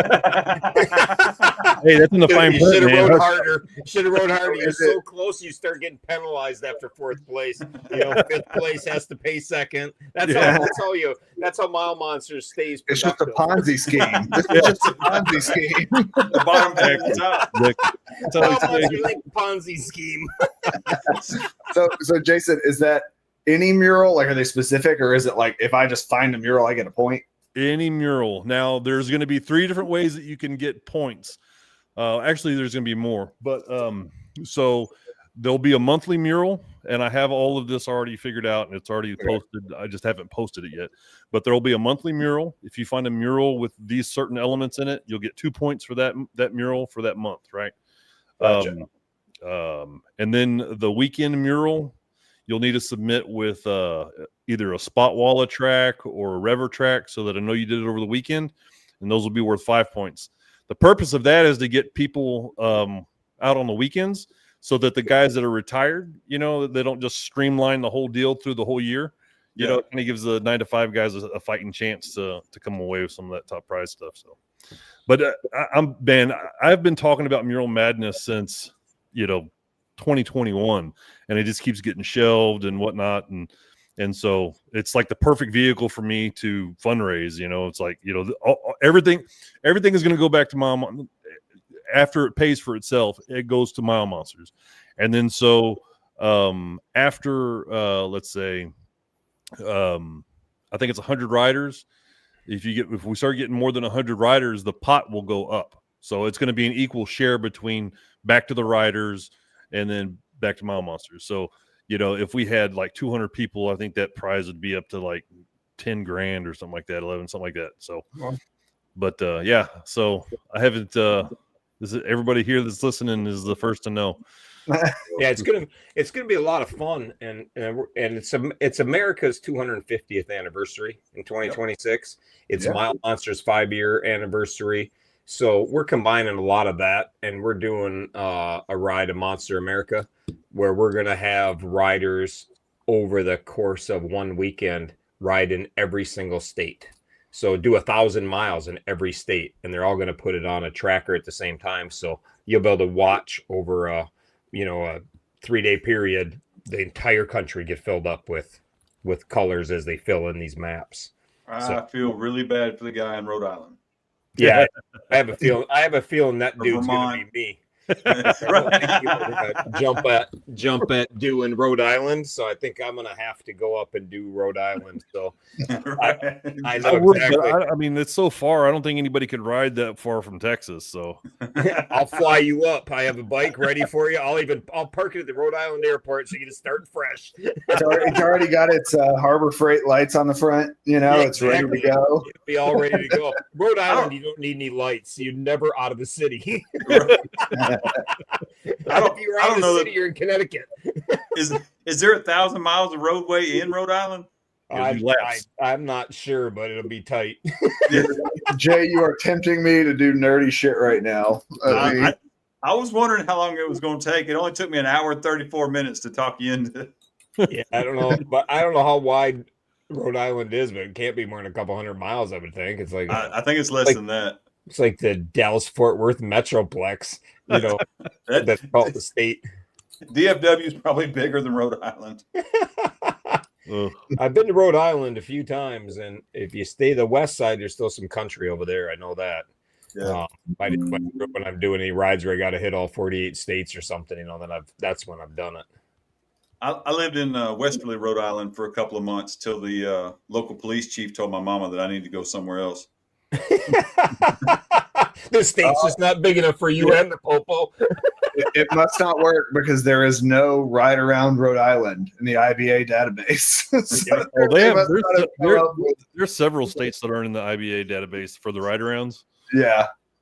You know, and so like the idea of that though is like if there's a road that actually mimics the perimeter of the Yeah, state. yeah. You know? Well, I assume in a state the size of Rhode Island, you probably have to do a lot of back and forth kind of around and everything. Yeah. Whatever. Yeah, you're gonna go to Providence and then just bang around because there's a bunch of water and the little boot to Rhode Island. Like you go down that, it's like, yeah, that's nice, but you're gonna be doing 35 miles an hour for 4 hours. So Right, right. enjoy your day.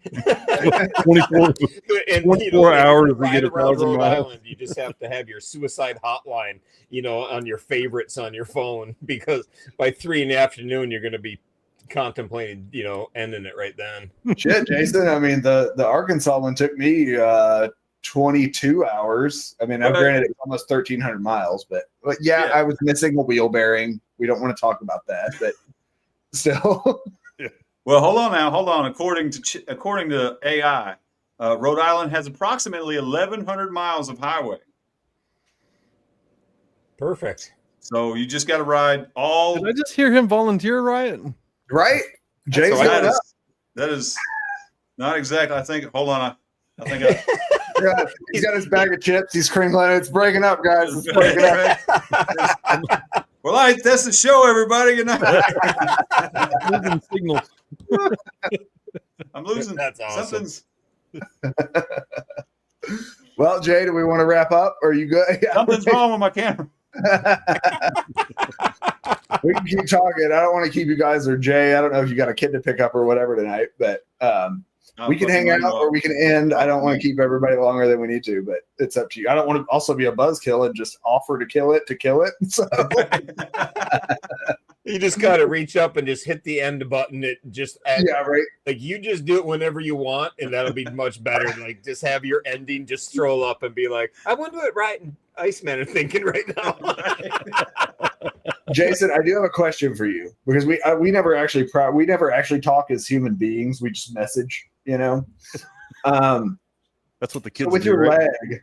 So how long were you out with your leg? I kind of followed it, but I didn't know the timeline of like how long it actually took you to recover from that. So well, and so from April until August. Oh wow, yeah. So like the end towards the end of April and I think mid August or so, and so mid August, I had I don't know that I would say a clear to ride, but I decided to stop going back to the doctor at mid August, right? And so but I like to this day right now, what the problem is like whenever I'm doing multi-day consecutive 1,000-mile rides, like on day 2, day 3 or whatever, I'm getting a lot of pain and, you know, I still have a lot of swelling and everything like that. So I'm just, you know, I'm hoping I can just keep, you know, pushing that, you know, goal a little further and just kind of make my leg get its shit together. But nerve damage and all that other shit. It's going to be a while, but Crazy how long it takes. Yeah. To heal. Yeah. I mean, like broken bones or cuts, like easy done, but yeah, I mean, it took me like a solid, I don't know if Sarah's even still on here, but probably like 12, 18 months to like honestly get back to pretty normal after I'd like shattered my elbow and fucked my shoulder up and stuff, and so even to this day, I mean, I have like my palm is numb. Like, there's just when you get nerve shit going on, it gets weird. Yeah. They don't feel it or it hurts. One of the two. Yeah. Yeah. People like nerve damage just means you're like, it's like, oh, cool. I don't feel it. No. It just feels weird and bad. That's what nerve damage usually means. Yeah, exactly. And it's annoying. Yeah. Like it seems like you say, oh, I can't feel my hand. Like people are like, oh, no big deal. But that's annoying because it's a funky. You expect to feel it when you hit it on things, and all of a sudden it just like that dead feeling is awful. I hate that shit. Mm-hmm. But it takes a while to heal up. That's for sure. It's why you got to take it slow. Otherwise, you just slow that process down. Instead of taking 4 months, it takes 8. Yeah. He just gave you sideways advice there, Jason. He was like, "Hey, why don't you relax and let it heal, brother?" Like, now he's pretty good, but I was giving him advice at the time because, unfortunately, I've had my fair share of injuries, and I've had a few, or I guess one nasty wreck.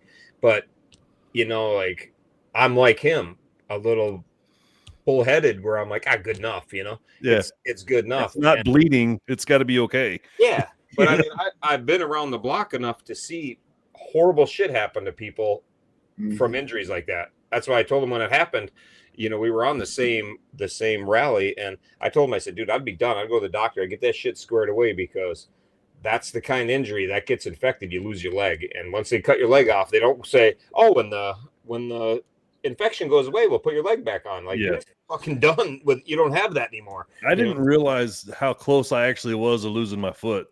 And so, like, I thought it was kind of like they had mentioned it a couple of times, and I thought it was not a joke, but I didn't know how serious they were when they were saying it, because it was like they were looking at me like, So what happened was I had this Yeti thermos on my bike on the crash bar, and then so I got a 13 size boot.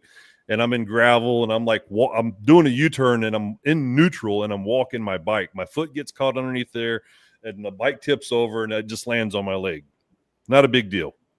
I get up, I pick my bike up. I'm not even limping, right? I get my bike situated. I go to a car wash to sleep at, and so I set up my mat and everything. I get everything all ready to go. I feel a little swelling, but I don't feel like, it's a big deal. At this point, it's 4 a.m, or it's midnight. And then, so I'm like, whatever, no big deal. Nothing, no cuts, no bleeding. No, I was like, just whatever. So I lay down, I sleep, I wake up, like 15 minutes before my day. I'm sitting there on my mat and I'm planning my day for the rally, like, I'm going to go, I'm going to go hit these points. I'm going to go get, this is the way I'm going to go, and I was actually pretty stoked. And then, so I go to stand up and I just fell right back down. I was like, what is that? I was like, holy shit, I can't put any pressure, anything on my leg at all. So at this point, I'm up at around Fort Worth, around that area, and it's 4 a.m.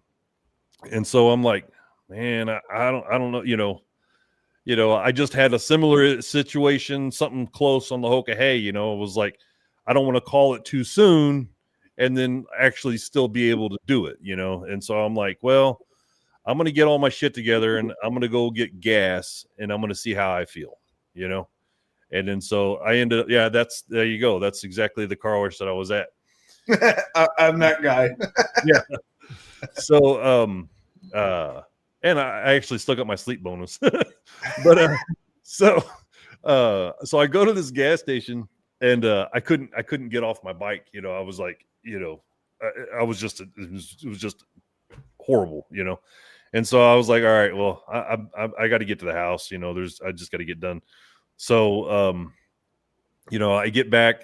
I filled up my reserve tank and I filled up my main tank, and those two tanks was just enough gas to get me to my my girlfriend's house. And so as I'm riding down towards her house, I'm texting her and like I'm trying to like be easy with the information, so I'm like, hey, look, everything's okay, but I'm going to need you to take me to the hospital when I get there. What do you mean? And I'm like, I'm also doing, 100 miles an hour and I'm lane splitting and I'm holding my left leg. So I can't answer a whole lot of questions, So that picture that you just showed, that was whenever there was not even a bruise when I started in the morning. And by the time I got to her place, it started getting discolored. And then I get to the hospital, I get to this minor care. It wasn't the hospital. I get to the minor care. And then I'm like, hey, I just want to make sure nothing's broke. I can't put any pressure on it, but yeah, that's what it looked like. Swelling starts and I'm not able to walk. yeah. It didn't look bad. I mean, there's a big, huge, it's swollen, obviously, but it didn't look bad, Yeah. And so, so I'm at the minor care and they're doing x-rays and I'm just talking, every time I go to, anytime I'm in a hospital or anything like that, I'm usually always joking with the people that are working there, and so they're like, you need anything for pain? And I'm like, no, I'm good. And they offered like 3 or 4 times. And I'm like, stop offering me this shit. I'm fine. I just, just need to know what's going on. And then just like that, my pain just went off the charts. And then so I was like, hey, go get that bitch back in here. I need something for this pain. This is horrible, And so why did y'all tell me it was supposed to hurt? God. His girlfriend, who is a very nice, sweet lady. I've met her, So so they're giving me these injections, right? And then so this goes on for a little while and nothing's working. And then so I sent a picture of what my foot looked like then to my primary care. And I said, hey, they're talking about sending me to this trauma clinic, this trauma hospital, something about compartment syndrome. And I'm pissed off because I'm like, they're going to send me to some fucking hospital. They're just going to rack up a bill. This is, and it's so my doctor tells me, he goes, go to the hospital. You could lose your foot. And then so like my whole mood, I'm like, get those people in here. What are we waiting on? So I was like, I told him I'm texting my doctor and I'm like, my mindset's completely different now. And I'm like, dude, well, I've been here an hour, now what? He goes, if there's not an ambulance there to pick you up in 15 minutes, waddle your ass outside and call 911. You're going to lose your foot. And then about that time, the EMS, the ambulance showed up to take me to BAMC. And so, yeah, I didn't realize how serious it was, until they're cutting, Yeah, it was real fucking serious. Like most of it was videos or like reels, I think you posted. And I don't want to gnarly ones, dude. People out or whatever. But yeah, I mean, you had to have that whole thing cut open and chunked out and blah, blah, blah, blah, blah. Like it was. I remember waiting, like seeing those blurred reels pop up and be like, oh, geez, we got another one. Here it goes. And it's such a stupid story, man. I've been in wrecks. I've been broken bones. I've had, like the Hoka Hay was a cool story, at least. I freaking tipped over on my bike. My bike landed on my leg as I was walking a U-turn, and I almost lost my freaking leg, It's like, or my foot, I'm like, how boring is that? Yeah, but 1,000 pounds put into one direct place, man. That's a lot of weight. A fully loaded bike, is what gets you. Yeah. And it, the adrenaline and the moment and everything, you don't feel it till a day later, right? Like that's kind of how all that shit works. And it's no bueno. I mean, good gosh, like I say, I mean, April to August, right, was like the actual true downtime, like for the main thing. And now, of course, you got to recover otherwise because, I mean, you lost a huge chunk of your leg, basically. Yeah. I was off the bike from April to the end of April. So from the end of April to middle of August, I couldn't, I was no motorcycle riding. And in fact, the first time I got back on the bike was right before I took Gavin to bike night. And it's and so you still cleared 50K for the year though, right? Oh yeah, I mean that's I'm probably more than that now, but yeah, but so I took Gavin to bike night in Houston. And I showed up when I blew through a stop sign right before we pulled in there. And so when we come pulling up, there's cops coming up behind us with the lights on. So I got some shit for that. It was pretty funny. But yeah, that was like the first time I'd been on a bike in since my wreck or since my accident. Yeah. Well, my biggest question with your accident, looking at those pictures, were how does somebody that lives in South Texas have legs that are so goddamn white? Like, you think you'd get some sun living down there. Like, do you ever like? Dude, I sleep in pants. Me, like I ride a pretty good bit, but I'm like covered head to toe. No way. It's Yeah, pretty right. white. It's pretty white. Yeah, no, I know how. I would be done if I got any sun on my legs, dude. I wouldn't be able to walk. Me and Gavin would be fighting over the big chair. Yeah, that's about it. That's something else too. We didn't get to talk. I wanted to say about this last tour that we did for Gavin. Riot had mentioned earlier how it's always an evolving deal. Whatever it takes. So Riot fixed his bike up to he had this flatbed type deal put on his bike so that he could take a mobile power chair for Gavin. And so at the end of the tour last year, we had to get him a wagon. And so we'd take him off the bike and we'd put him in the wagon and then we'd pull him around pull him around with the wagon. So then this year we got an actual little fold up power chair. And so, it was damn cool. I can't wait to go through that footage. It was damn cool to see like all of us roll up, and then so like everybody, they jump on their job. They'd help, Riot get the chair off and help me with Gavin. It's just like everybody had, their own role and doing stuff. And it's this whole operation just so he could go check out a church, or whatever, And it was pretty damn cool to see going down the road. You see, one bike going by with a wheelchair on the back of it and another bike going by with a kid on the back of it. That's pretty epic shit. That's pretty cool. Yeah, it was. Yeah, Mark said you guys have got the Northeast covered, right? So just in that conversation about, the points of interest, you've already got it covered apparently. So you're good to go. Mark. Yeah, exactly. A lot of them. I was looking for a picture, but I don't have one on my computer.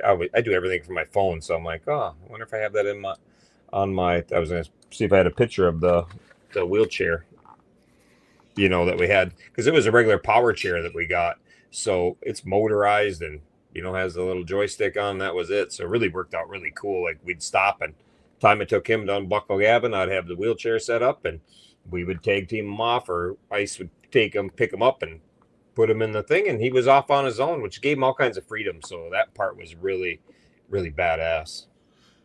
Now, like I said, it's super cool. Like just thinking about it from, helicopter parenting or whatever over the past few decades, I'm like, it's wild to me that the kids' parents, which I know they want them to kind of like live the life they have, if they could die at the age of 10 or 20 or whatever, kind of let them do what they want to do. But it's really cool that the parents are super cool with that too. Like that to me, you don't hear many stories about parents being like, yeah, throw my 10-year-old on the back of your bike, Yeah. Like that's a super cool thing to do for sure. And the first ride we went on, like I always tell Gavin, like we're doing live stuff at the end of the night, we can't talk about how fast we're riding and anything like that, and so it's all in Mexico. Yeah. Yeah. So I told him he was talking to his mom on the phone, and at the end of one night, and he goes, "Hey mom, you know how fast we were going today?" And I looked over at him like I thought he was gonna say like 70 or something, or not even talk. And without even hesitation, he goes, "We're doing 110." I was like, wait, you trained him on the bike lane, the shoulder. You didn't train him on the answer is always 50 miles per hour, right? That is the speed we were going. He's got it dialed in when we're doing anything live on social media, but talking to mom, then he's like, I'll tell mom. Like, she's not here, and what's she gonna do? And that was Gavin's idea to go on that ride. You know, he comes up with these ideas and just reaches out to me, and then he wants to do this, and I'm like, Gavin, have you talked to your mom about this? Like, this is a pretty big ride. You're 9 years old, and or he was 8. Yeah. He was 8 at the time of that. So 8 years old, and we're gonna take for 8 days, 40 dealerships, 5,000 miles.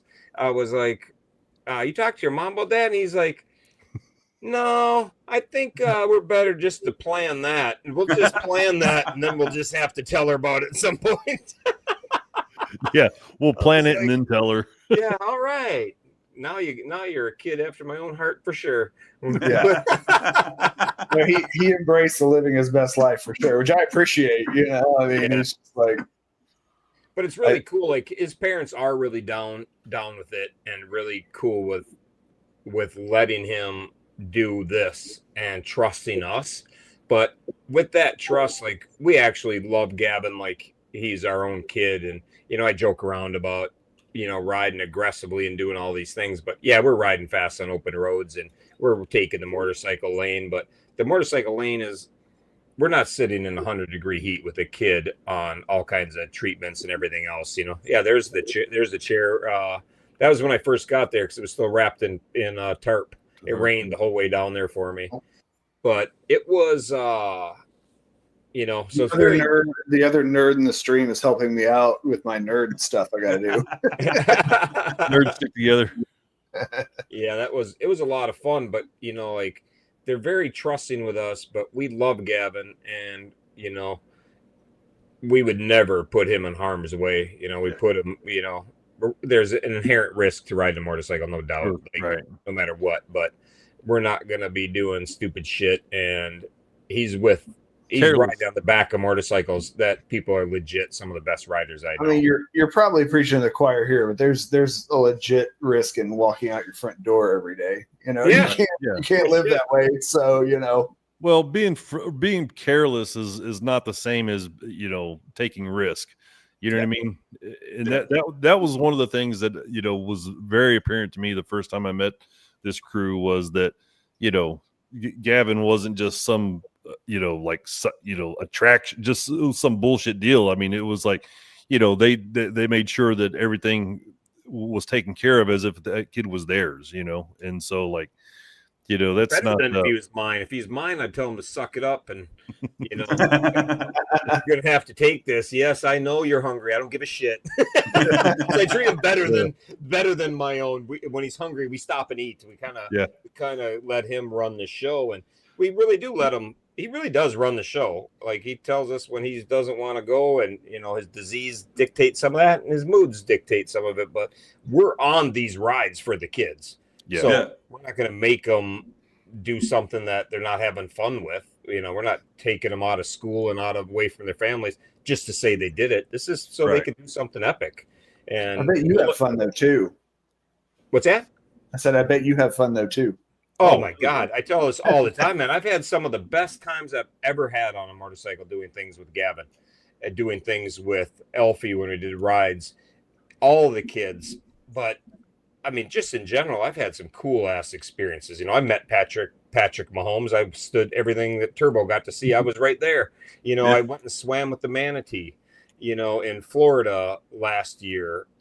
We did the ride around Texas, like going to those churches that we just did. I would have never in a million years taken the time to do that.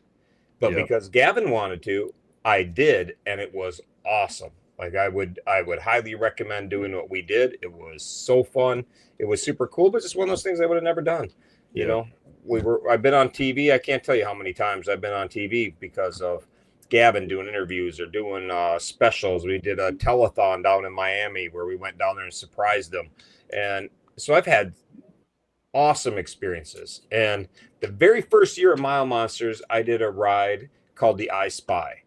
I had 20 kids give me sites around the country they wanted to see but can't. And I set out to do, I forget how many miles it was off the top of my head, but I set out to see all these sites and do everything these kids wanted to see. And I brought them back a little piece of dirt from every site. I collect dirt. It's a crazy thing, a whole nother story, but I collect little things of dirt like this big. I wish I had one around, but they're sitting on my shelf. But anyhow, I brought them back a little thing because my bike was packed. It was cold, but that turned out to be one of the coolest rides I ever did. I mean, I went to Folsom Prison, the Golden Gate Bridge, the San Diego Zoo, the flats, the Salt Flats. One kid wanted me to stay where a serial killer had been. So I went to Houston and slept at the Killing Fields. It was probably the creepiest place I've ever slept in my life. And I did that, to take pictures and do a video in the morning for the kids.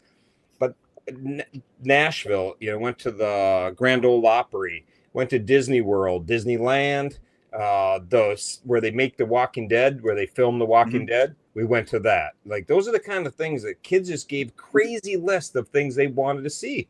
I don't even know. I couldn't believe some of them weren't even kids from America. They were kids from Europe. And those are things that they wanted to see. Madison Square Garden, Central Park, so I went all over the country in the course of 9 days.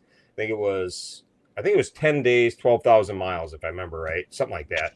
But it was just, that's the kind of thing when you say I got to do some cool things, that's the kind of cool shit that, I couldn't even make that up on my own if I wanted to. Those are just super cool things. So I'm super blessed. I love my role as the leader of Mile Monsters because I have a front row seat to the highlight of their life, which is very moving. There's things you can't even put into words, how the look on their face, when the smile they get on their face when they get to do these cool things and you're there helping them. It's just beyond epic. I mean, me and Frosty Rider taking Gavin out of a boat and putting him in the water to swim with the manatee.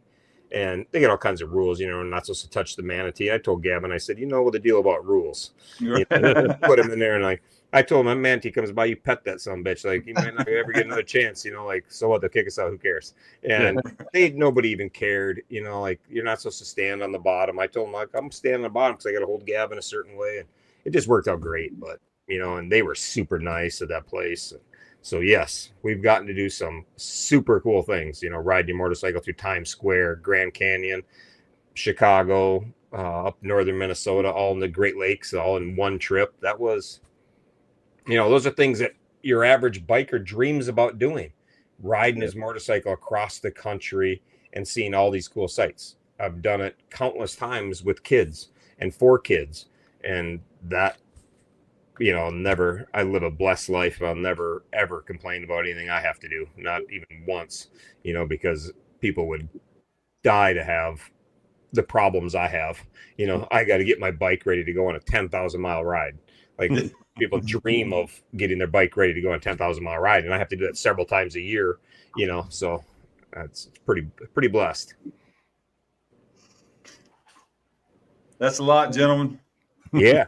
That's a lot, man. Yeah, that's a good period at the end of the paragraph there on that one, right? That's an awesome send off. Yep, that's awesome. I thank you guys for having us. Man, thanks for coming by. Thanks for spreading the word about what you guys do.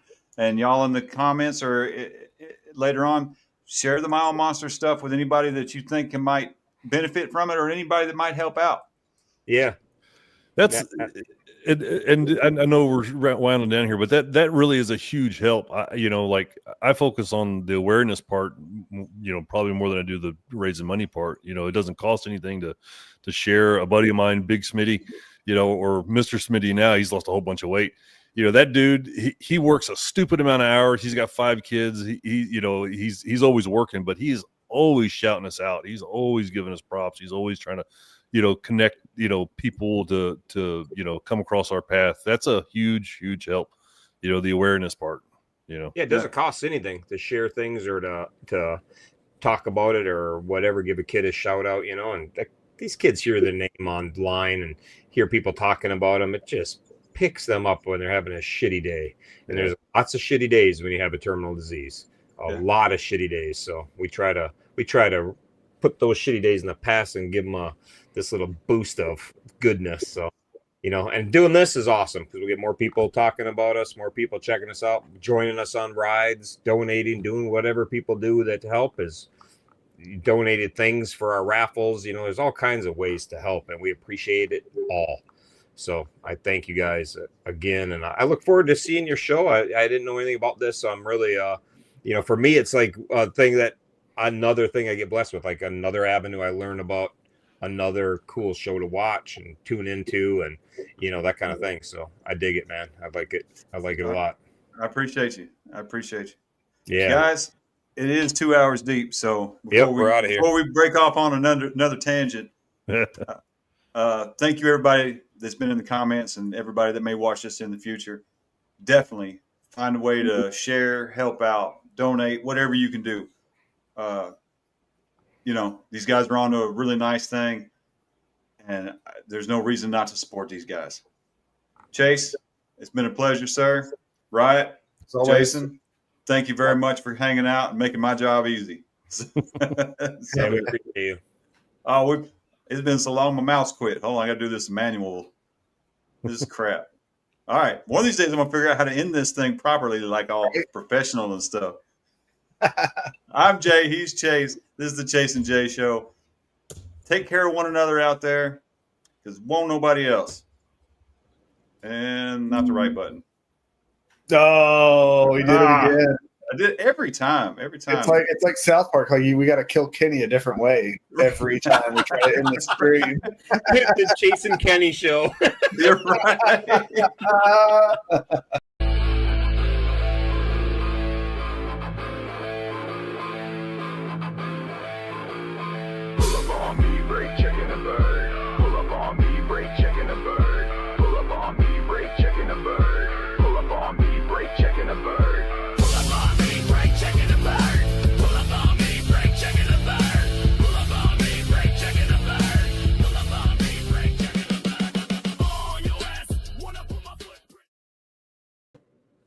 Awesome.